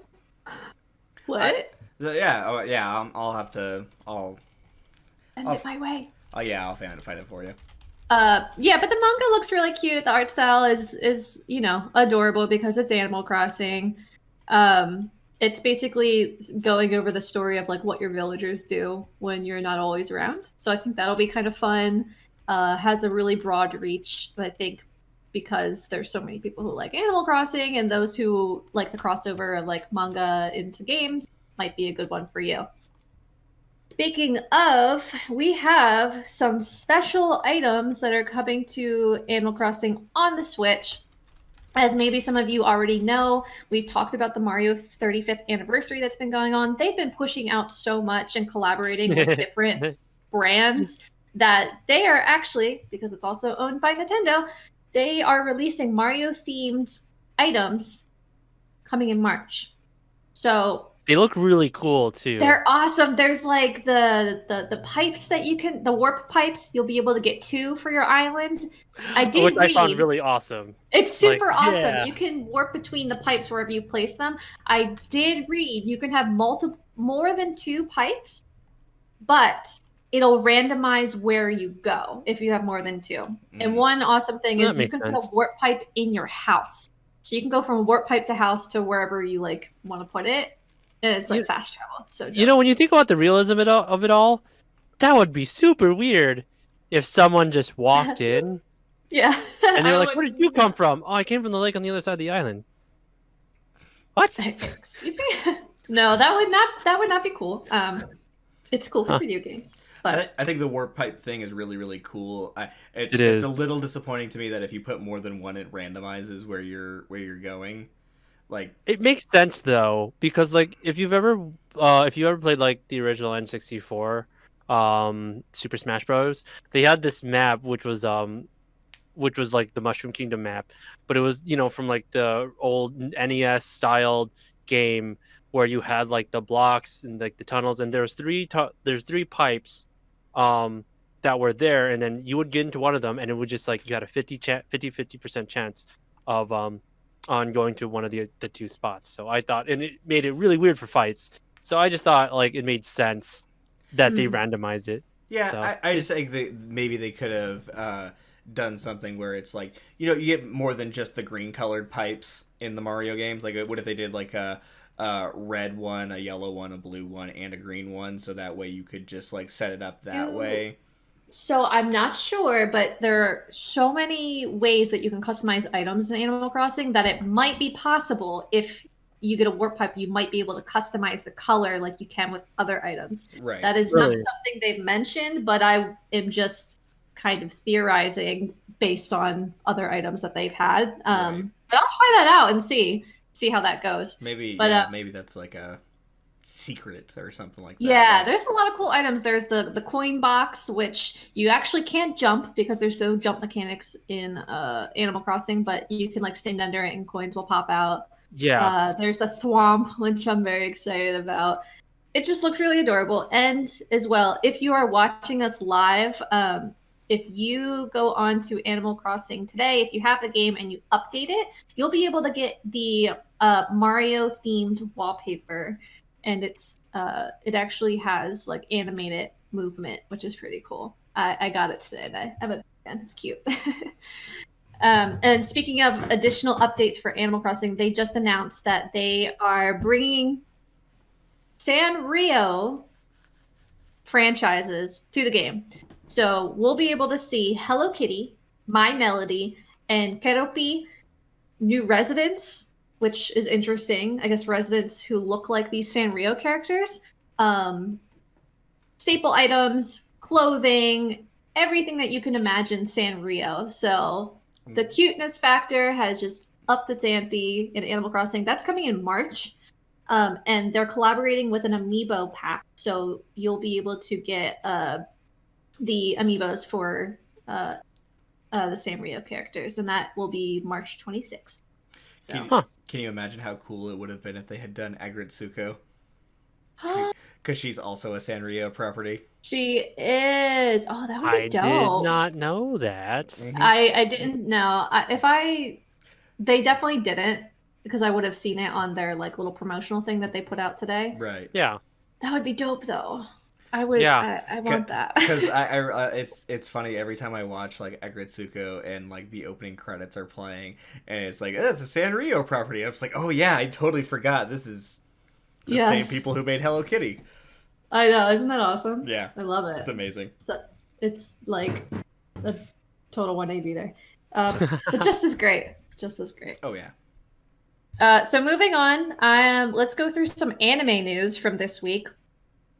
My Fruit Basket fans, it is finally here. We are getting the final season. Children, welcome. We're getting the final season of Fruits Basket from the reboot. This is what I've always been waiting for since like early 2000s. I'm so excited. And I know I'm gonna cry a lot. It's gonna mess me up. But it's coming in April, so hello. It's gonna be good. I assume, based on what I remember Fruits Basket to be, and honestly, like it was very just, gosh, how do I put it? It was just like one of those weird shows where it's just like everybody liked it, everybody knew what it was. Like, it's one of those shows like you know what it is. Will you try watching it? Depends on the type of person you are, but like I honestly am glad that like a show like that is definitely like finishing up here too. Like it's finishing. Nice. Yeah, it's nice, especially like that series has a lot of manga volumes. I think it's like 20 plus, if not more, and it had a adaptation after that. So if you're someone who didn't read the manga like me, and you watched the original, it ended after season 1 and just nothing. Not like there were no announcements. I knew like I think something happened with the mangaka. I don't know if they like had a baby or something. I don't know. Something like in their personal life, I believe, came up. So the anime stopped, but the reboot started in 2020 or late 2019. So season 2 just finished up, I believe, around 2020 summer. So it's just really great to be able to have like the final story of like what is going on. I won't get into it, but there's just a lot of there was a big plot twist at the end of season 2, so it'll be interesting to see how the story develops for season 3. In other anime news, my Magical Girl anime fans should be happy to know that Tokyo Mew Mew is getting a remake. Karlo, your face. No, it's so you ever seen Princess Tutu? No. Oh, it's an older anime too. Like for some reason, Princess Tutu and Tokyo Mew Mew I put in like the same page. I don't know why. Mm-hmm. I'm pretty sure they're like completely different anime. I've never watched Tokyo Mew Mew. Would you like to explain? It's adorable. It's just magical gals based around... Well, the main one is Ichigo. So Strawberry Mew Mew. She has little cat ears. Makes sense. Yeah, I don't remember much about like the plot because I was fairly young. Like I remember maybe watching it like middle school, and I don't remember there being a whole lot of episodes out unless that was maybe around the time I fell off the anime train. So I don't remember much, but I just really like it made an impression on me enough that like when I thought Magical Girls, I thought Tokyo Mew Mew. And then and then Sailor Moon, because Sailor Moon, like I watched really young. So like I obviously know it because it's so big in pop culture and like, you know, it's great, it's fabulous. But yeah, I was a little bit older when Tokyo Mew Mew came out. So like that sticks, like the characters, and I don't know. It's hard to explain. I just think of Tokyo Mew Mew, like I made an Animal Crossing wand outfit called Tokyo Mew Mew based off of the main character Ichigo. So if that says anything, but that will be coming out in 2022. So I'm excited. Whole new character design, as well as the main characters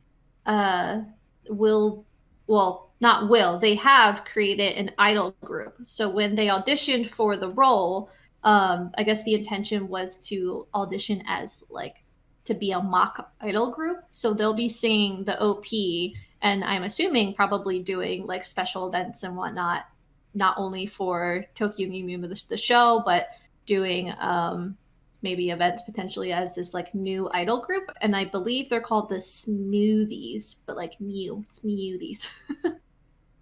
Yeah, all the cuteness. I love it. It's good. It's good. Okay. This one is groundbreaking, in my opinion. Nickelodeon just came out with two big announcements. Yeah, okay. Nickelodeon announced that Avatar Studios, which is going to be a division run by the creators of Avatar, are going to make a new animated series and movies all based in the world of Avatar. And they're going to be starting with a animated theatrical film. How dope is that? That's real cool. Isn't that awesome? It's about time too, and I think it's really great getting this information. I think because at first, Netflix is doing a live action Avatar: The Last Airbender, and I guess apparently the creators of The Last Airbender originally were working on that project before they stepped away from the project, and I think they were citing creative differences. I think is the reasons for it. So it's really great to see that Nickelodeon was like, oh no, we should step up and let them take over and do their thing for us, because Avatar's been like a huge hit. Both Last Airbender and Korra have been huge hits. For sure, and especially during the quarantine in 2020 for the pandemic, right off the bat, I feel like Avatar became really popular, not only for a lot of people who've never seen it, and then obviously the people who have. I rewatched it and I was like, oh, I love it so much, it's so good. So I'm just very happy to see that that the creators are coming back together and we're getting more content around that. I think it's highly anticipated. Avatar's a good show. The The Last Airbender, Avatar Korra, all that stuff. It was just such a especially the transition between, the first show, the first series, and then the Korra series. Yeah. I thought it was really great because they kind of introduced here's this more steampunky era, and I was like, oh, that's really neat. And I agree, it was super rushed that first season, and I think the last season too, as well. But I think it's definitely this movie is gonna. I feel depending on what they do with it, it would definitely it will just make the Avatar series a lot better, hopefully, depending on what they do. Yeah, so we'll see where that goes. And then also Nickelodeon, I guess, decided to drop that they're remaking Rugrats. Man. This just happened a couple hours ago. It got announced about 2 hours ago. A Rugrats reboot coming back with original voice cast, premiering on Paramount Plus sometime this spring. Nickelodeon is the story of two news stories, one that is amazing news and the one that just absolutely disappoints me in every way. Odd. I'm looking at the characters right now. They're if we're just gonna have the original voice cast, at least we know that Tara Strong, whatever she voices, turns into gold. Oh yeah. So can't complain there. She's phenomenal. Anything she touches, I swear to God, turns into gold. 100%. I definitely am very good. I'm going to be very curious though as to what the premise would even be. But it could be just a silly children's show again, which whatever. That's probably what it is. I mean, it's CG now, which is kind of interesting to see these characters like this. I think that's the thing that I dislike about it the most is because I saw the art style of it. I was like, man, this just feels wrong in a way, because the classic is just so good and iconic to me. Yeah, that's the thing. When you do a remake or you bring more to the universe, it goes two ways. It could either be the best thing ever and just so much more enjoyable, and the people who were there originally are super happy about it, or it's gonna flop. So I don't know, we'll see where this one goes. Oh, I forgot about something that falls right in line with this Nickelodeon news. Did you guys hear about this controversy about Butch Hartman? You know who Butch Hartman is? He was in Fairly Odd Parents. He was the art the main I think artist or animator on Fairly Odd Parents and Danny Phantom and stuff. Yeah. Okay, I was for a second I knew the name sounded familiar. Why? What's going on? God. Okay, so this happened Oh a few boy. days. Happened a few days ago. Yeah, can you break this down? Because Yeah. I've seen some tweets, but I don't understand what's really going on. So here's an article from Insider, posted on February 22nd. Fairly Odd Parents creator accused of plagiarizing from Japanese Twitter artist for commissions. Basically, Butch Hartman got caught tracing another artist's art and charging $200 for the commission. Are you kidding me? Why? Okay, also, how did you get caught, though? Because Yeah, you gotta be some kind of scumbag. Like, yeah, for real. Let's get you that side by side. While we look for that, tell us more about what's going on, Bree. I mean, I can definitely do that. If we want to move into Pokemon news, they have a big anniversary coming up, as we have mentioned in the past. Ah, yes, the truth. Oh, yes, and that is actually that's this week too. So, right. the 27th of February, this Saturday, is Pokemon Day. So there's just been all the things out in the world around the 25th anniversary of Pokemon, as we've talked about before, and you probably know the 25th anniversary edition Pokemon cards are still available in some McDonald's franchises. Somehow. Yeah, it's actually going until March 3rd or 5th. I'd have to double check, but it should be ending sometime next week if you're watching this live, around March 3rd, March 5th. They are doing a lot of different collaborations and a lot of different events. So I'm going to break it down to you day by day. So we still have the cards going on. Currently, today, February 25th, now this is an exclusive for people who are watching us live. If you have Pokemon Sword and Shield, you can get a mystery gift, which is a Pikachu at level 25 who knows the move Sing. Now, if you're familiar with Pokemon or playing with Pikachu, Sing is not actually a move historically that Pikachu can learn. So this is kind of like a fun little gift that they're giving out for the 25th anniversary. You have to log in today, February 25th. And do you guys want me to say the code, or do it? Because it's available on the website. Why not? Why not? Yeah, I don't.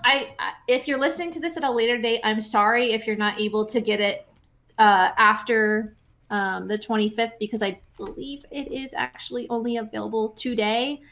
The code, get your pens and pencils, Pokemon fans, is P25MUS1C. 1C. So P25MUS1C. And you'll get a delightful little Pikachu like I did. Fun little thing. I haven't logged into Sword and Shield in a very long time, but finding that out made me want to log in today. So now I have this super cool Pikachu that not a lot of people would get. No one else has it. It's just kind of weird to have a Pikachu with Sing, but then again, Pikachu literally gets all the moves. Yeah, that's true. Like fly and surf. Yes, good stuff. So there's that. Tomorrow, the 26th, there is a Pokemon Presents live video happening on YouTube, which I guess they're announcing something cool. We don't really know. So tune into that. That'll be, again, happening on February 26th, which is Friday, tomorrow, if you're watching us live. And that will be airing at 9 a.m. Eastern Standard Time. It's more than Nintendo did for Zelda. Don't get me started. I know, they're all in on this Pokemon. I want more. Anyways. By the way, I found the links to the stuff. I put it in our Discord chat. Oh, perfect. And apparently Butch Hartman has been accused of this multiple times. Oh god, okay. Do you want to just give it to us? And I'll get back to Pokemon? Yeah, so basically, I mean, it's pretty straightforward. Like what I was just saying is that he's... let me see if I can get it in a nice, easy fashion. on I also saw some videos where I guess I thought it was fake, but he seemed super like angry. It was like I guess a reaction video to all the heat. Mm-hmm. And he just looked real angry and like grumpy, and I'm like, oh, what is going on? There's no easy way for me to go ahead and do this live. Oh, no, it's okay. Well, I can maybe share it on the Twitter. Yeah, but yikes! Big yikes! Big oof! Why do that? I forget this is one of our childhood sometimes. And it's the thing about it is that it's like. It doesn't even look like it's like Butch's style. Like you know Butch Hartman's like classic trademark style of like what Fairly Odd Parents and Danny Phantom look like. These look the examples that I sent you in our Discord chat look nothing like his style. Yeah. So if they were like these characters in like the Fairly Odd Parents style, like then it would be like oh, that's cool. But no, this evidence is pretty damning. Yeah, I mean, it just goes to show that it doesn't matter who you are. Like, there are a lot of scumbags and just artists who are willing to steal other artists' work. So, and try to profit from it. We don't like that. We don't like that. But anyway, getting back into Pokemon. So again, the event is tomorrow on YouTube, the 26th. Saturday, the 27th, there is a virtual concert with Post Malone. The biggest Pokemon fan I know. And apparently he's going to be singing it. I completely forgot. You forgot? Oh no. It's happening. My god. And apparently he's going to be singing a Hootie and the Blowfish song. What? Why?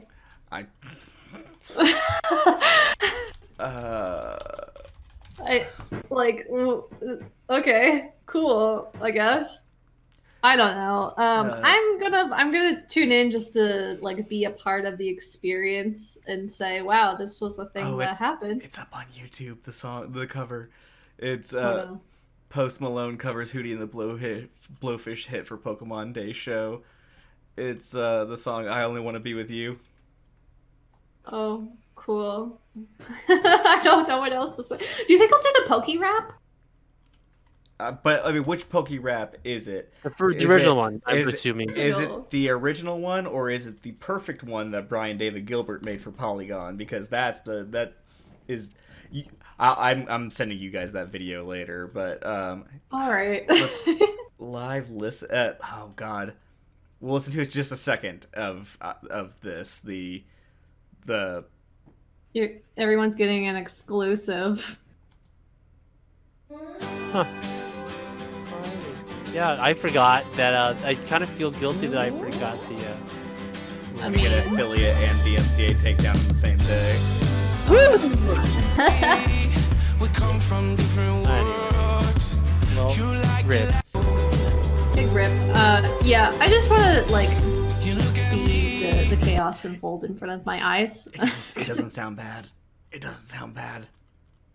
Oh, I guess we'll listen to it after. Maybe if I feel like it's good enough, I'll tweet it out from the official Bits and Pixels account. Or maybe I'll log in and tweet it. Oh no. I'll ban you.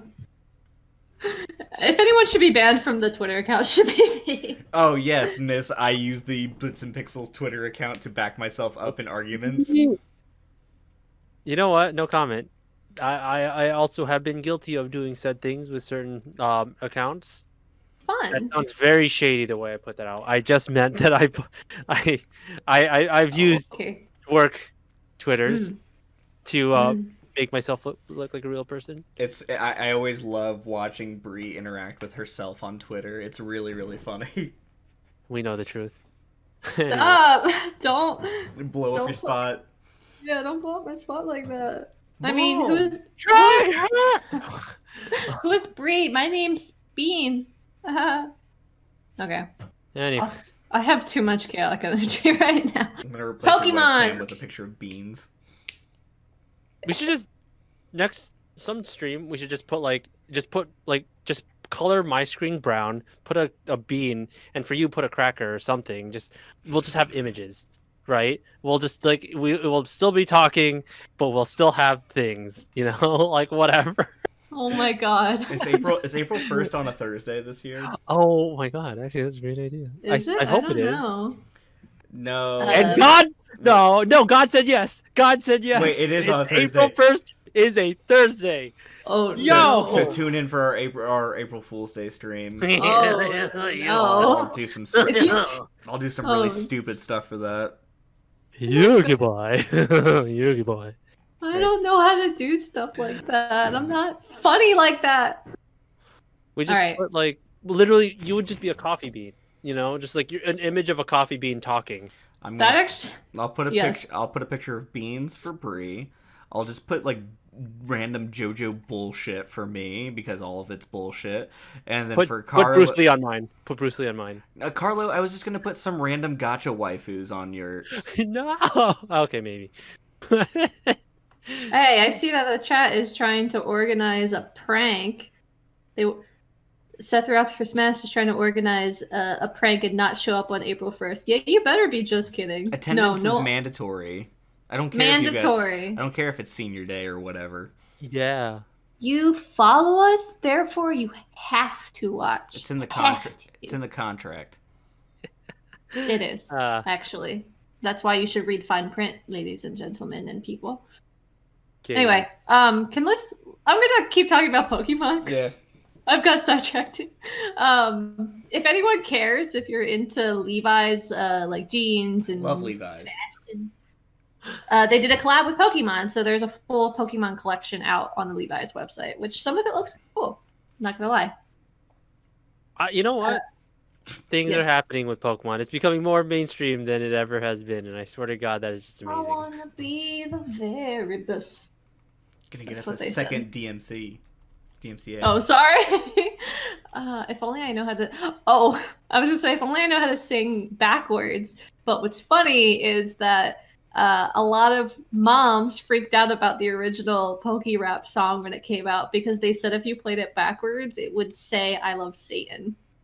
They say that about everything. They say that about everything, but like this is the content I'm in for.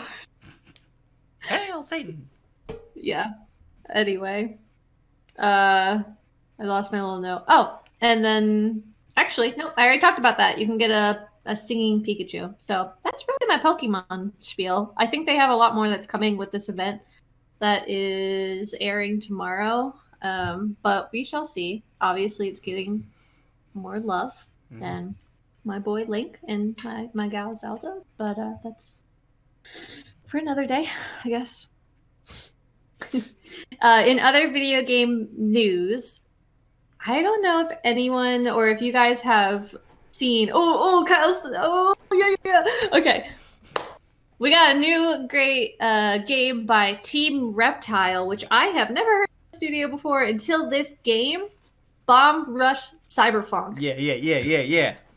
That game looks so good.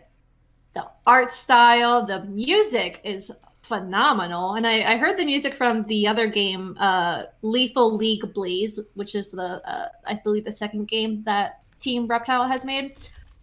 So good. Like, it's so funky, it's got jazz influences, it's top notch, but it basically looks like skating, but you look really cool. It's got a lot of graffiti influences, kind of like set in I don't want to say Neo like city, but it's got like metropolitan vibes. So go ahead. So the cool thing about this game is that this game is designed to be the spiritual successor to a classic game known as Jet Set Radio. That people love that game. It's very much this style. And the really, really cool thing is that the composer doing the music for it is Hideki Naganuma. I apologize. I'm not very great at my Japanese pronunciation. But he was also the one who did the music on the original Jet Set Radio games. So while this game has no affiliation with Sega, who made Jet Set Radio, it is by all accounts a new Jet Set Radio game, and that trailer that they put out this week looks so rad. Yeah, it's so cool. I've never played Jet Set Radio, but I do own it on Steam, and now I'm thinking that I might need to do a stream playing it for the first time. That would be cool. Now that you, because I didn't know that really the history behind it. I just saw that people were talking about Bomb Rush Cyberpunk, and it just like it grabbed me. It looks so good. Yeah. So I'd be into seeing that. But yeah, if you haven't seen the trailer, I really encourage people to. It's awesome. And then last for my like little video game news spiel here is that if people are into Genshin Impact, we talk about a lot. The Never heard of it. VAs. Oh well, all right. Awkward because you have like most of the characters. I've got all the 4 stars. It's fine. All right, flex. I'm I missing guess. 1 4-star. Anyways. Okay. All right. Anyway, the voice actors are streaming together on the 27th of February. They're streaming together and they're going to do Among Us. I found this out because Zach Aguilar, who voices Ether, tweeted about it, and I'm always here for a good time. I actually really enjoy Zach Aguilar's streams. He streams on YouTube pretty frequently. Mm-hmm. He's also the voice actor of Tanjiro from Demon Slayer, which gets right into my next bit here. I got a whole list of Demon Slayer updates. You ready? Yep. Hit me with Okay. it. So Demon Slayer officially surpassed Spirited Away to take the #1 all-time Japanese film spot worldwide. Ridiculous. #1 film. Ridiculous, amazing. I love it. I love it. I love it. So, for those of you who have been kind of keeping up to date with our My Demon Slayer updates, as well as following along on Twitter, the Demon Slayer account, Mugen Train is the movie that came out in Japan in October. We're waiting for it to come to the US. There has been one mention of it playing in theaters. And that is, my friends, that it is coming to a Miami movie theater starting on February 26th, which is tomorrow, for 1 whole week.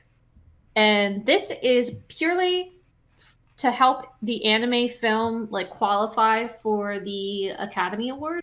So basically for the Academy Awards, the way that you qualify is that your film either has to be aired in theaters, and typically it used to be in New York and I believe LA, but they opened it up to other locations because of the pandemic, or streamed online.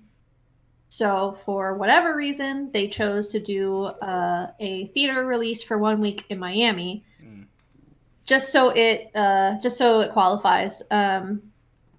I think it's really interesting. It kind of sucks we didn't get the online stream release because, you know, I think everyone would love that, but I'm sure they want to be able to make as much money as they can to get it in theaters.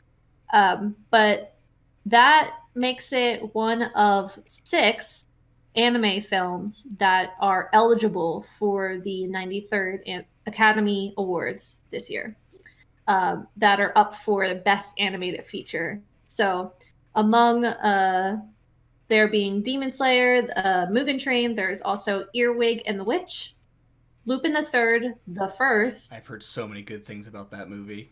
I brought that up a while ago. You did. It's so good. Anyways. So, yep, so there's that. There's On Gaku, Our Sound, Ride Your Wave, and A Whisker Away. So those are all nominated for 93rd Academy Awards.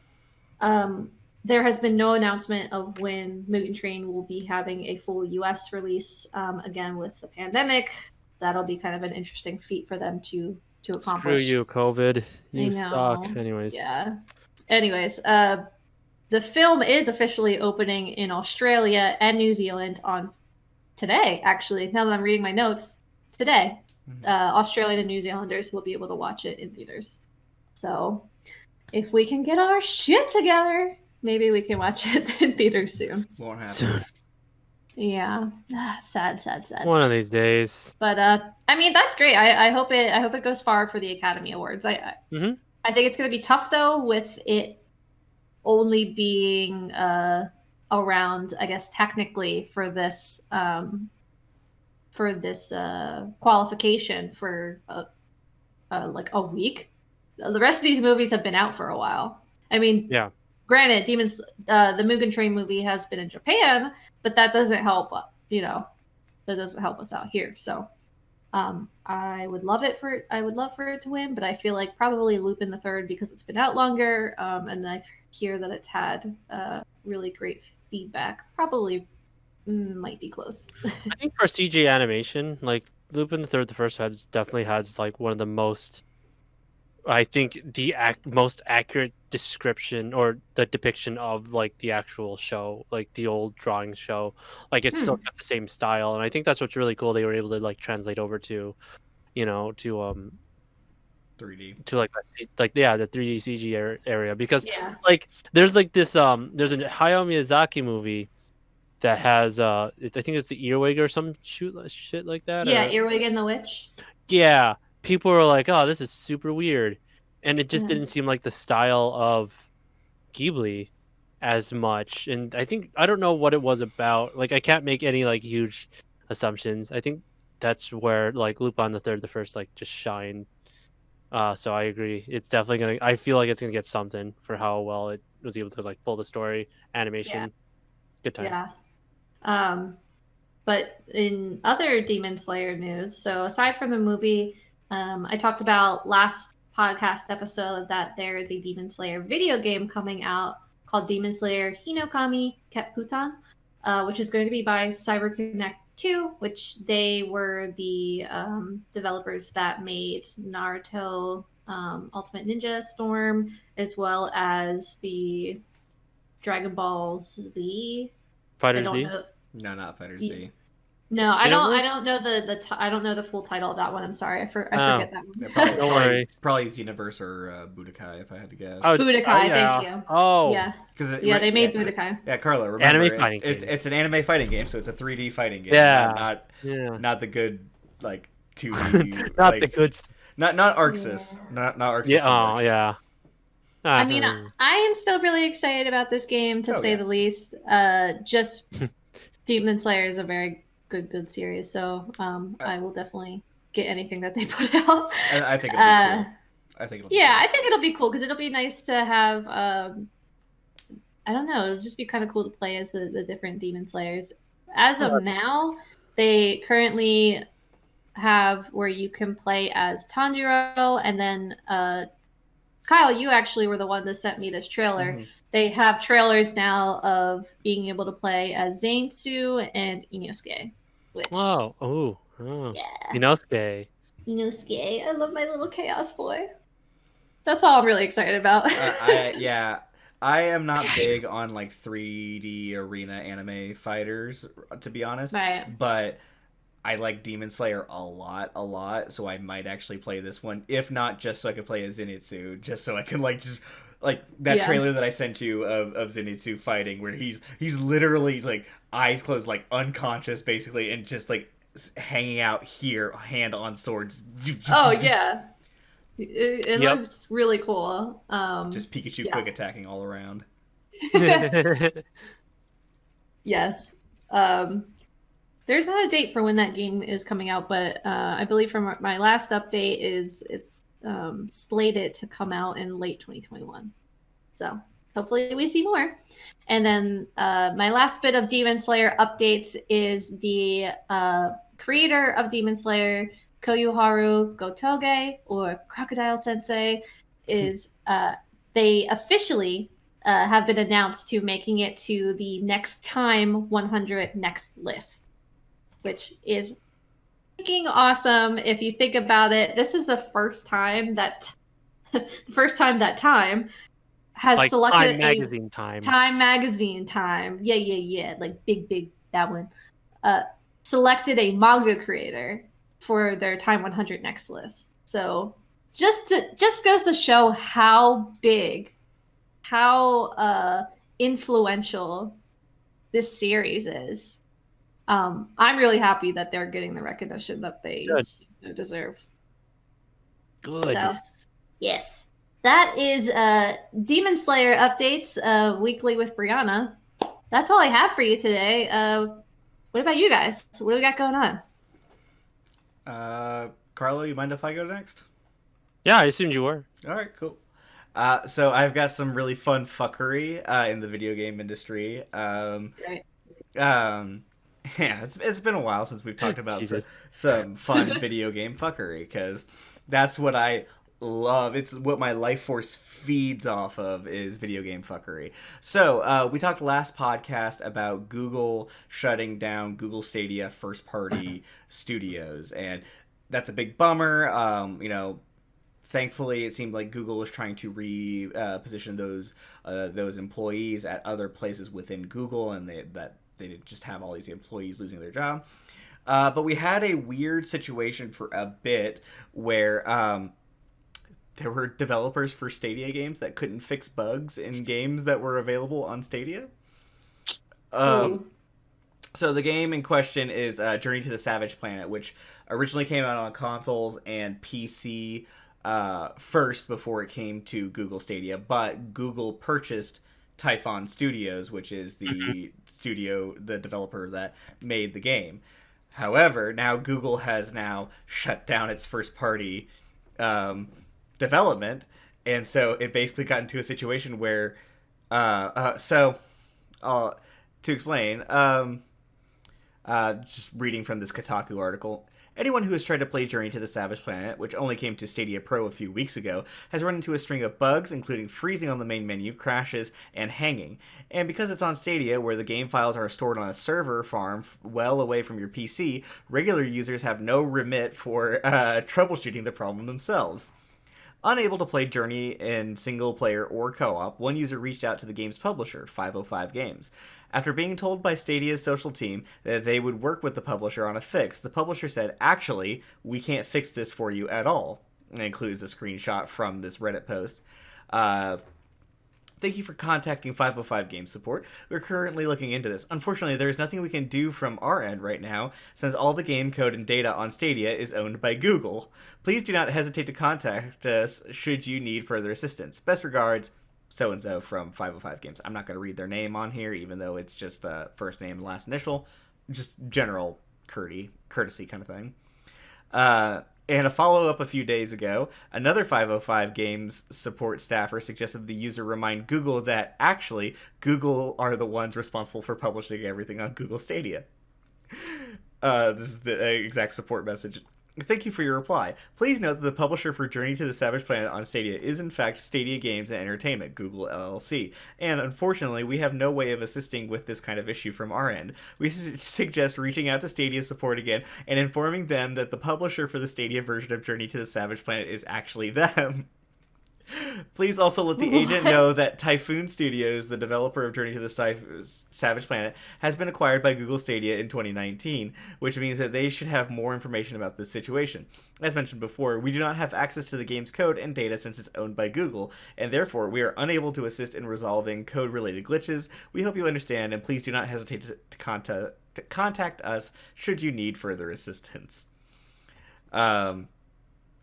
So, yeah, basically this one user who was trying to getting really frustrated trying to get some kind of response from anybody to get about this game getting fixed that they own, that they have purchased, because it's not like Stadia is not like a Game Pass situation where you pay a monthly fee and you get to you have a library of games to play from.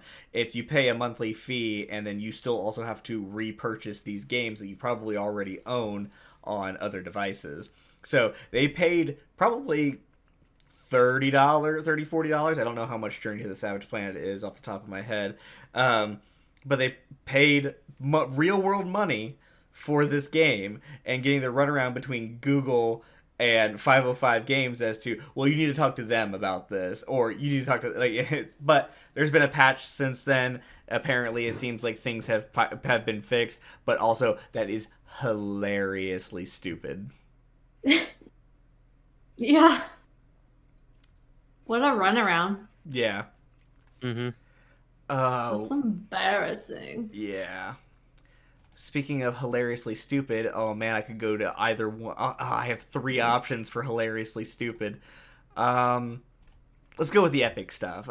So Epic Games has this is I got another article here from Kotaku that to talk about. So there was a class action lawsuit against Epic Games for basically. There's a class action lawsuit talking about how their loot box systems, both in Fortnite and Rocket League, were seen as predatory, and there was a class action lawsuit. That's a thing? Yeah. Well, I mean, that's the thing about things like loot boxes is that it can trigger people. It can trigger things in people who could be prone to things like gambling addiction, and that's why gacha games are so dangerous for people that are considered whales who will spend thousands upon thousands of dollars on these games. So that's why they can afford to do these free to play games, is because while maybe the three of us might spend like $5 in game like every couple of months or so, you have some people who will drop hundreds to maybe even thousands of dollars on the game within the course of a couple of months. Right. So that's how you get these free to play games like that. So yeah, this is a weird one. Fortnite players who purchase one of Save the World's randomized loot llamas will receive 1,000 V-Bucks, developer Epic announced today. The move comes as part of a preliminary class action settlement regarding loot boxes. Whether you were a fan of random item loot llamas or not, with preliminary approval for a class action lawsuit, we're awarding 1,000 V-Bucks to anyone that purchased a random loot llama, Epic wrote.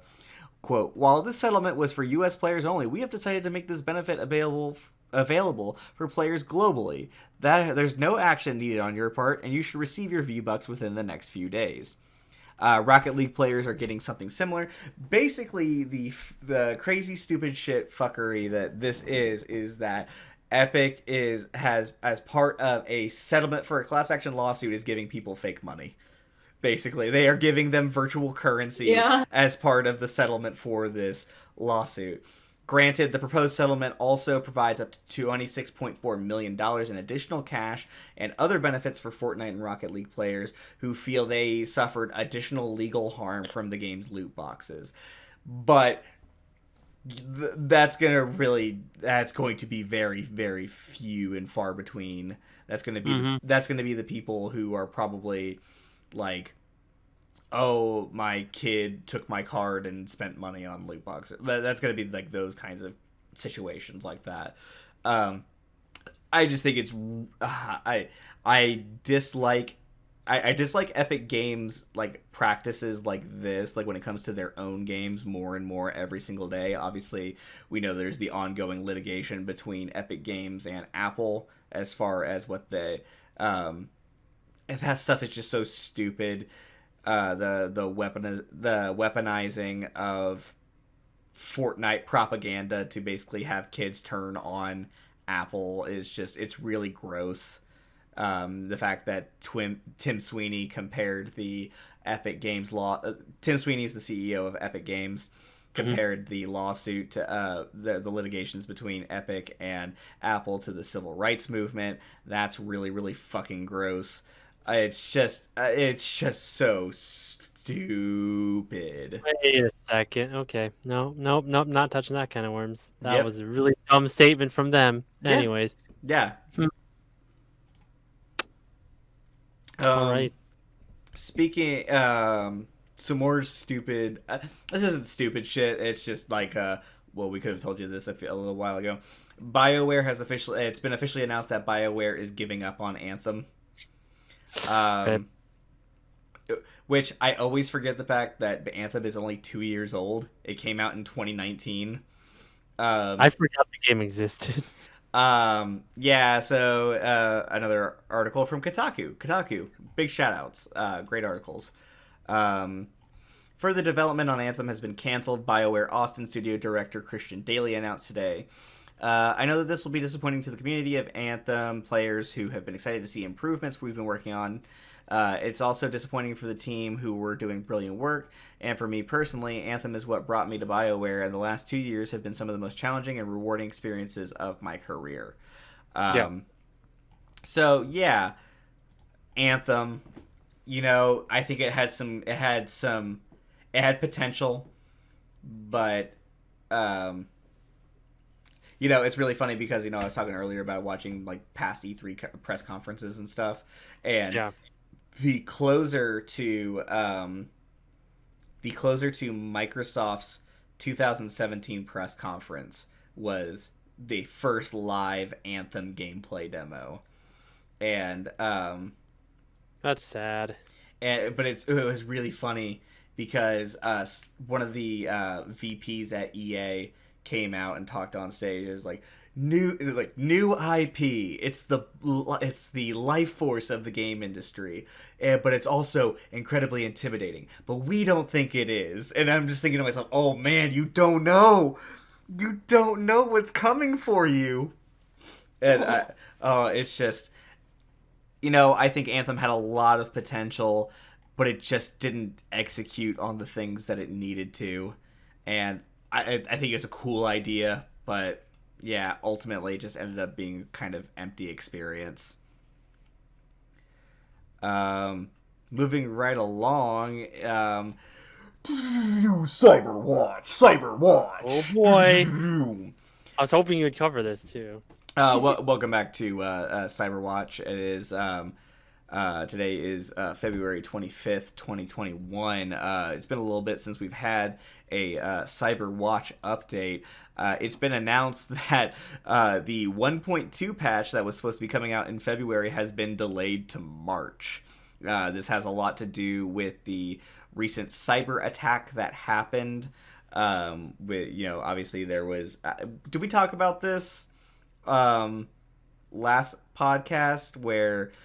so CD Projekt Red got hacked, and they got left this like notepad, like text pad, like note that was like, "You've been epically pwned," and I was like, "What? The fuck? Are we in 2008? Like, what the fuck is going on?" But yeah, the tweet from Cyberpunk account: while we dearly wanted to deliver patch 1.2 for Cyberpunk 2077 in the time span we detailed previously, which, again, going back to that timeline, there was not a lot of detail on that timeline. It was literally like, oh, well, this is when that...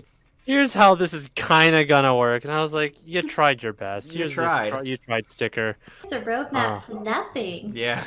The recent cyber attack on the studio's IT infrastructure and extensive scope of the update means this unfortunately will not happen. We'll need some additional time. And that thread goes on for a couple more tweets, but just it's the ongoing story of Cyberpunk, and at this point, like there, unless something just absolutely crazy starts happening, where it's like, oh, I played Cyberpunk and my Xbox exploded, and now I'm suing them for the Cyberwatch probably will not continue. It's just the game obviously is still being worked on. It's still really disappointing the state that it released in, and at this point, I don't think it's going to be a game that I will even touch in the next for the foreseeable future. I literally only last second bought the game because Jeremy Lee is the voice of the main character. So yeah, you get that. I mean, that game is still not even available on the PlayStation Store anymore. Like it's still not on the PlayStation Store. Wow, it's probably gonna be weird playing the game on PlayStation physically without it being on the store. Digitally. That's super weird.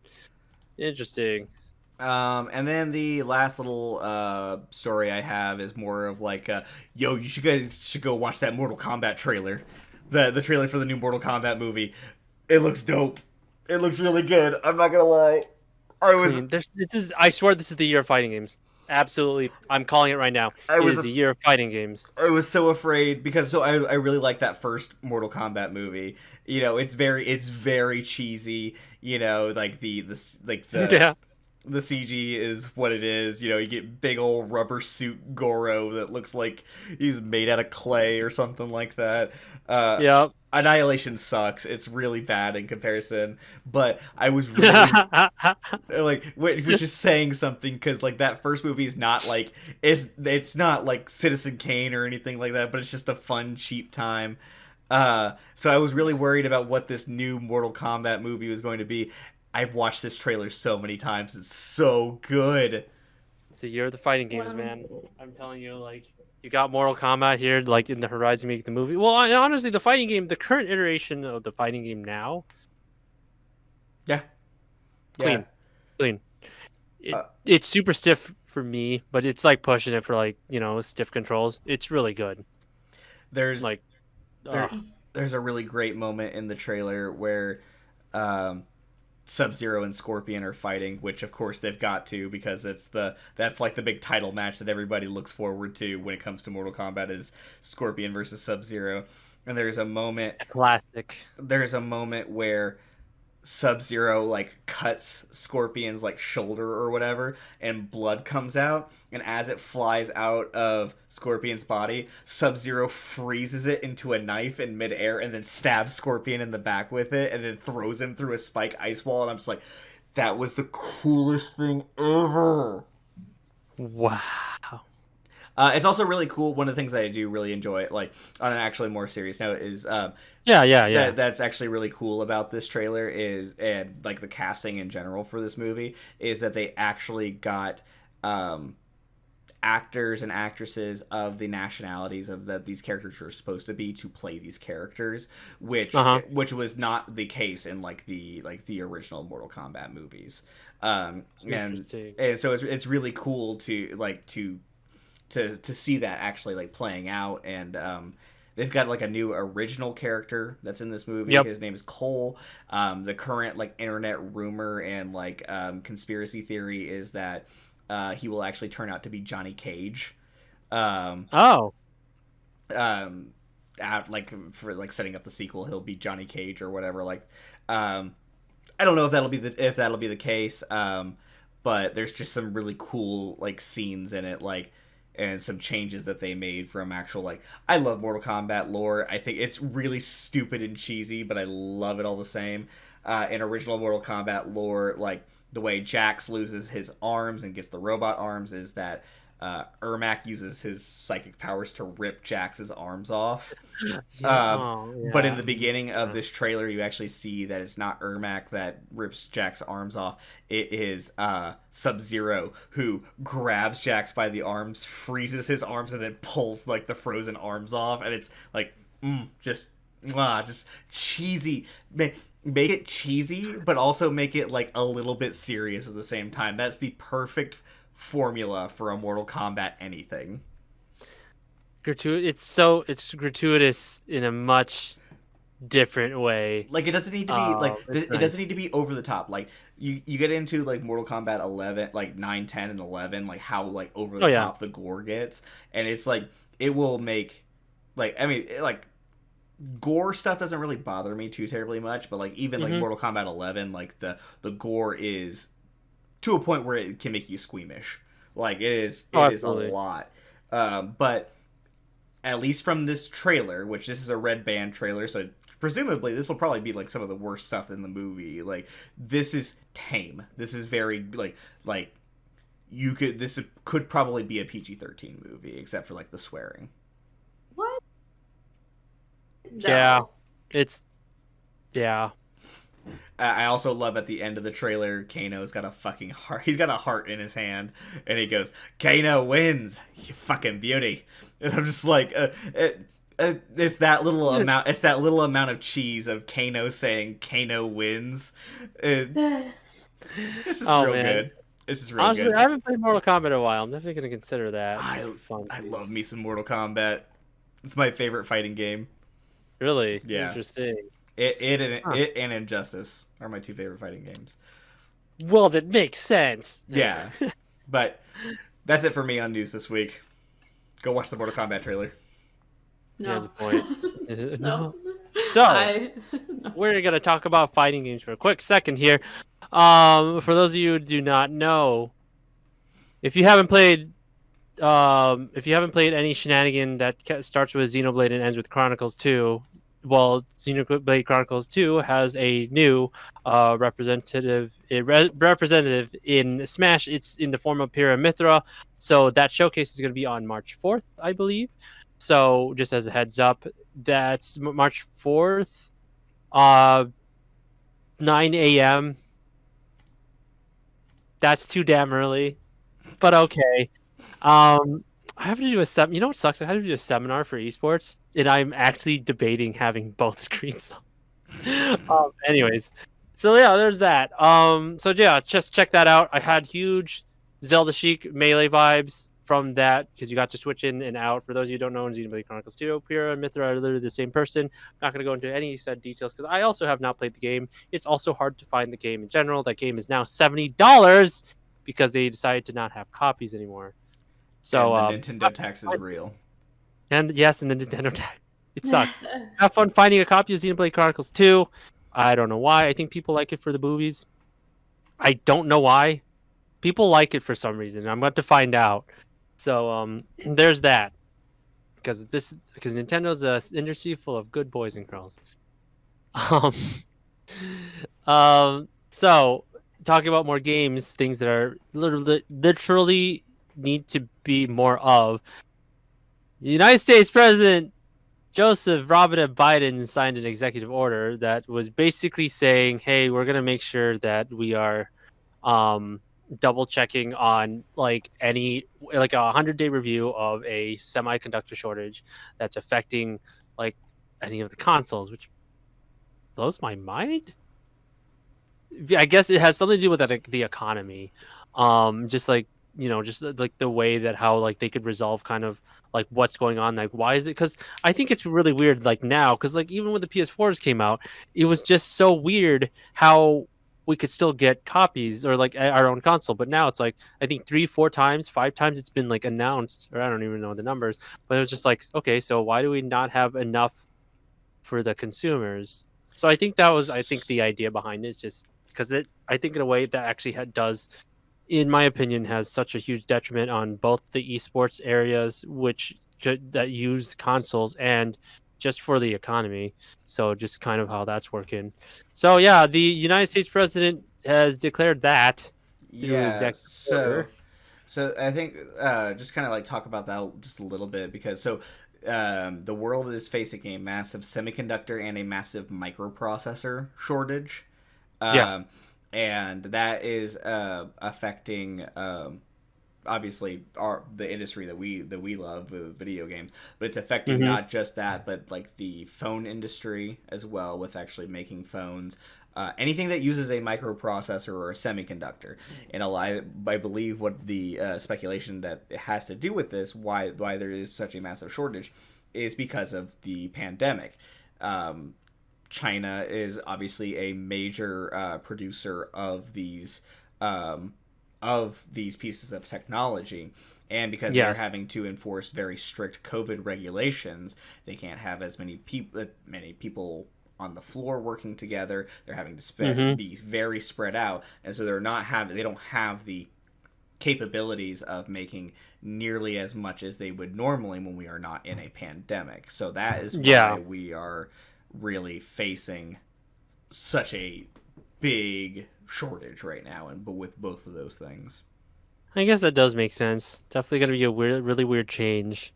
But I guess timing wise, because we're gonna have to be ending pretty soon, I figured I'd kind of like bring a little bit more up regarding more esports stuff of just gaming in general. I think what blows my mind is that Call of Duty Cold War and Modern Warfare / Warzone is 500 gigabytes. Yeah. Why? It's too big. Like, why? There is no legitimate reason that a AAA title should have that large of a file. That doesn't make any sense. That's literally half of my PS4. For some people, it's their entire PS4. Yeah, for everybody. Sorry, guys, that was my dogs. For everybody, that is their entire PS4. Like, that literally makes it unplayable for people. Especially like when you get your PlayStation, your Xbox, you have like, yeah, it's a 500 gigabyte shenanigan. Cool. but then it's also already like filled with some of the applications that's already there. So you're not using the entirety of it. You're like limited to like 431.7 Yeah. gigs available. Fair. It's same thing with like when you get your PCs. There's always those like programs that actually take that space, but it usually doesn't take too much. In this case, Call of Duty is that selfish prick who who's kind of demanding more and more, and you're like asking for rent money and like help to kind of like renovate the space, and they're just like, yeah, cool, we'll promise you to do that, and they just keep like gorging on all the ramen noodles that you had saved up. It's so not cool. Like just in general, why it's like that should be a crime. I know not literally, but it just sucks why it's 500 gigabytes of stupid. Yeah, I don't know if this is like a feature that is exclusive to the Series X and PS5 versions of the game. Yeah. But I believe that there is a feature where you can selectively uninstall parts of Call of Duty. Like I know that was a big talking point. I don't know if that is just a feature. I feel like you should be able to. Like, I think I know. It's like, do you want to install this? I'm like, yeah, sure. Because I'm the type of person. Because a lot of people are gonna be like, yeah, I kind of want this, just to kind of make everything complete. Yeah. So yeah. But yeah, I mean, if you get to a point where you finish the Call of Duty campaign and like you're like, all right, I'm not gonna go back to this. I beat it on whatever on veteran and got all the achievements or whatever. Uninstall that campaign, and then maybe it's only 490 gigs. Yeah. Okay. Yeah. So that It's way just like, you oh have man, you room just for got your a dollar operating, stolen. and then maybe you have room for your operating system. Yeah. Maybe. And talking about battle royales, because I want to shift into something that's not Call of Duty related, because I'm already kind of irked at the amount of space that I would need to have on my PS4, which makes a lot of sense how I can't put all of my fighting games anymore. Mm-hmm. Darn you, Call of Duty! All right. Final Fantasy VII had this really cool showcasing. I believe it was today. I missed it, but I was able to kind of read up on things while driving. Sorry, you can sue me later. Don't read and eat and text while driving, kids. It's really bad for you. Final Fantasy VII is coming out with a battle royale. Yeah. Mobile only. Yeah, mobile only. So, I mean, like, it's still gonna be interesting. There's gonna be, apparently there's some aspects of like tag team stuff from like Final Fantasy 15. I don't even know. I don't know the full details on it. But the better thing that is kind of better, but not really, is the fact that Yuffie is gonna be back in Final Fantasy VII. They are gonna be releasing a Final Fantasy VII remake chapter called Intergrade for the PS5. Yep. Exclusively on the PS5, and it's $70. Is it worth the money? Absolutely. Probably. Where's my console? Yeah, I'm sorry. Where's my console? For the 10 Like- people that have PS5s, seems like a cool thing. Oh yeah, no. They're only gonna make that $700. It's fine. Yeah. So I think one of the big things too, I guess, is just, again, I really wish we had PS5s around, but that's just me. But just as a heads up, it looks pretty. If you haven't done it, so check out like the PlayStation blog. Check out just Final Fantasy VII Remake Intergrade, regardless of whether or not you have a PS5 or just a lowly PS4 like I do. Just check it out. It honestly, I don't know how, but I just feel like they improved on Remake, and it's so hard to improve on Remake when literally you fall in love with each and every character that shows up in that game. It is that breathtakingly pretty. So there's that. Final Fantasy VII, again, that's kind of coming out on the horizon. Final Fantasy VII Remake is coming out on the horizon. I'm hoping there's a new ending. There's probably not going to be. I'm still going to be sad. Now it's going to be like spend $70 and get like maybe like 3 hours more content. Here's heartbreak. Okay. I guess another little bit more of a heartbreaking thing. Persona 5 Strikers had released in the United States this week on February 23, which was cool. A lot of retailers had their pre-order shenanigans, which is like, everything that you want when you're trying to do pre-order stuff. And so they usually have bonuses. So in GameStop, they kind of had pins for it.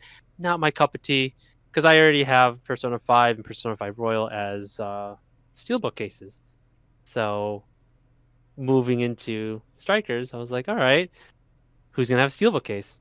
Lo and behold, our favorite retailer, sans GameStop, Best Buy. And I thought to myself, this is gonna be exciting. I pre-ordered quite literally at the beginning of this month. I almost said last month. So it was comes with DLC codes and a really awesome steelbook case with really awesome art with it, both the Switch, and then they announced later on that the PS4 would come with it as well. By the way, I don't have that steelbook case right now because apparently every person we all saw on the site that Best Buy stated, yeah, both PS4 and the Switch will come with their steelbook cases. And then even more so, it was also stated in December that they are adding the PS4 steelbook cases are added onto as a thing for those who pre-order on PS4 rather than just the Switch, because it used to normally be the Switch. So my biggest pet peeve of the week was, where the hell is my goddamn Persona 5 steelbook case, Best Buy, you greedy bastards? Okay, and I'm just gonna take that back because I'm a little bit raging. I'm raging a little bit, but seriously, for those like, it sucks because like originally it's like a PlayStation game. So I mean, yeah, there are a lot of people, I swear, who are in my position who want to have those steelbook cases, and then they're kind of like, and this is in no means nothing to do with any of the customer service people in the stores. They are only doing what they have been told to do. And as someone who worked in retail, Meyer, it's, we can only do so much.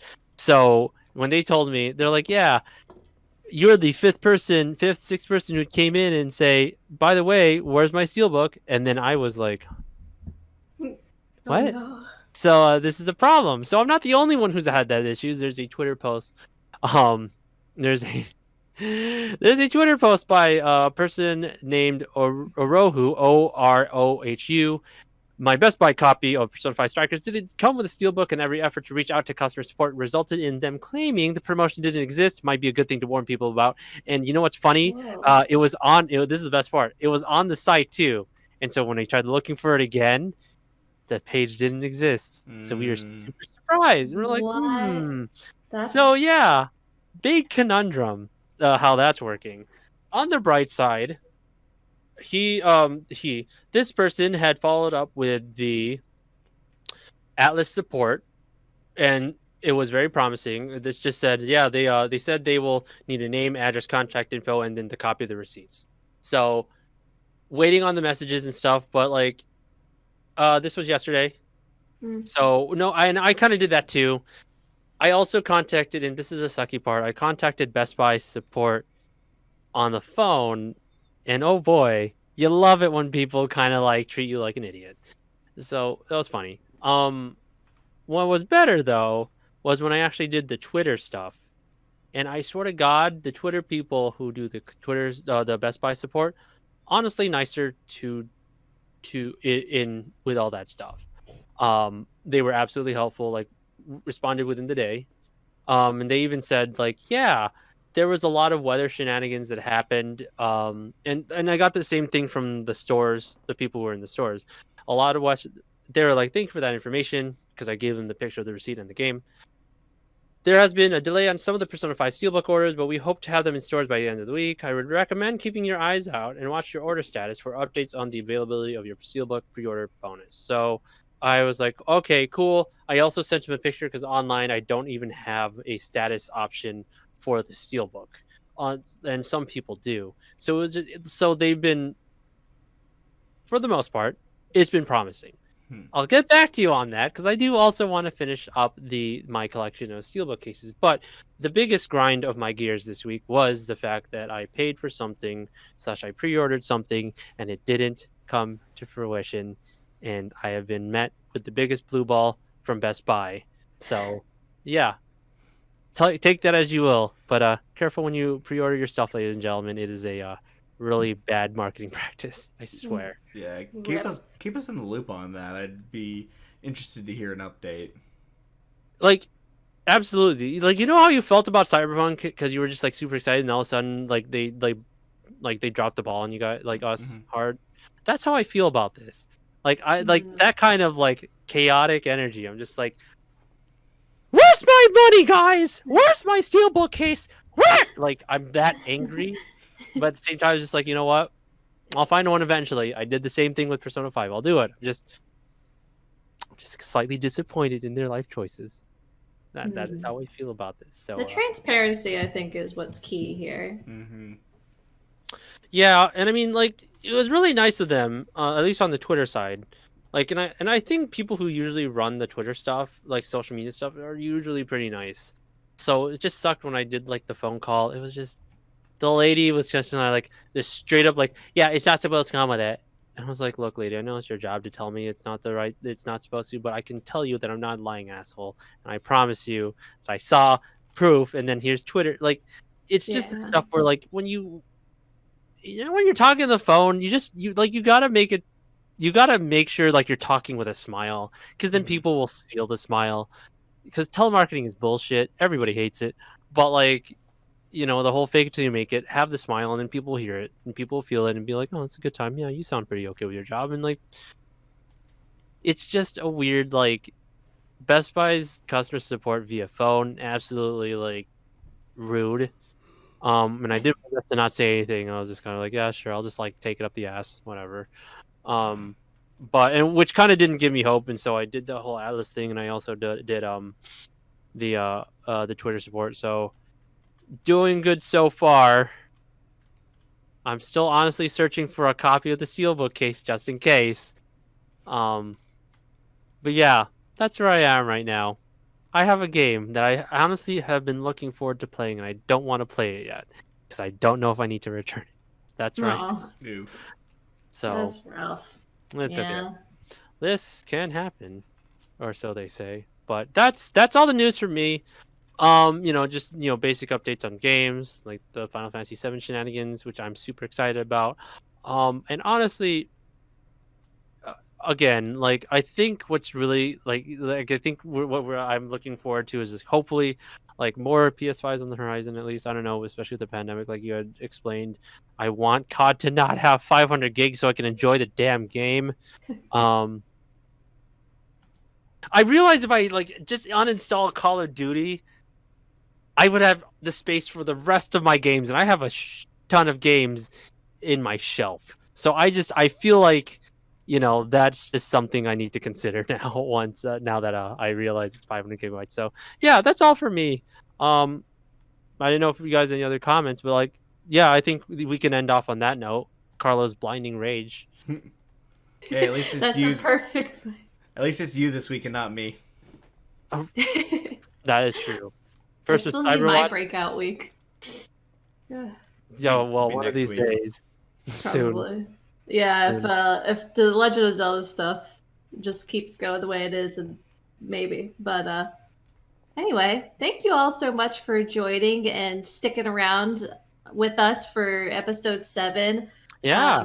This was a lot of fun. We got to catch up on a lot of news and new things that we've all been doing. So we got to be angry. Super grateful. But if you would be so kind, you can follow us here on Twitch, which is twitch.tv/bits_n_pixels. That way we can keep bringing you more exclusive special content. Now that we are affiliates, we definitely have some content planning to do. So keep your eye out on our social media for updates. That is at Bits and Pixels Pod on both Instagram and Twitter. And if you are listening to the audio version of this, give us a follow, because that's the nice thing to do. We're on all major streaming platforms, so Apple, Spotify, Google, all the fun stuff. And then last but not least, if you are catching up with this video past the live stream on YouTube, give us a follow there as well. Big thumbs up. So thank you all again so much. Very grateful for every single one of you who joins us every week, and looking forward to seeing you next time. Yes, please. Thank you so much, ladies and gentlemen. You guys, again, like I said earlier, you guys have been just very supportive, and we hope to give you some good times, some good information, and some good laughs on the way there. So, yeah, thank you very much, and have a good rest of your night. Don't forget to smash that like button at the bottom of the screen, because that would be really cool. So, for sure. all the chaos. Yeah. Bye, chaos babies. Chaos baby.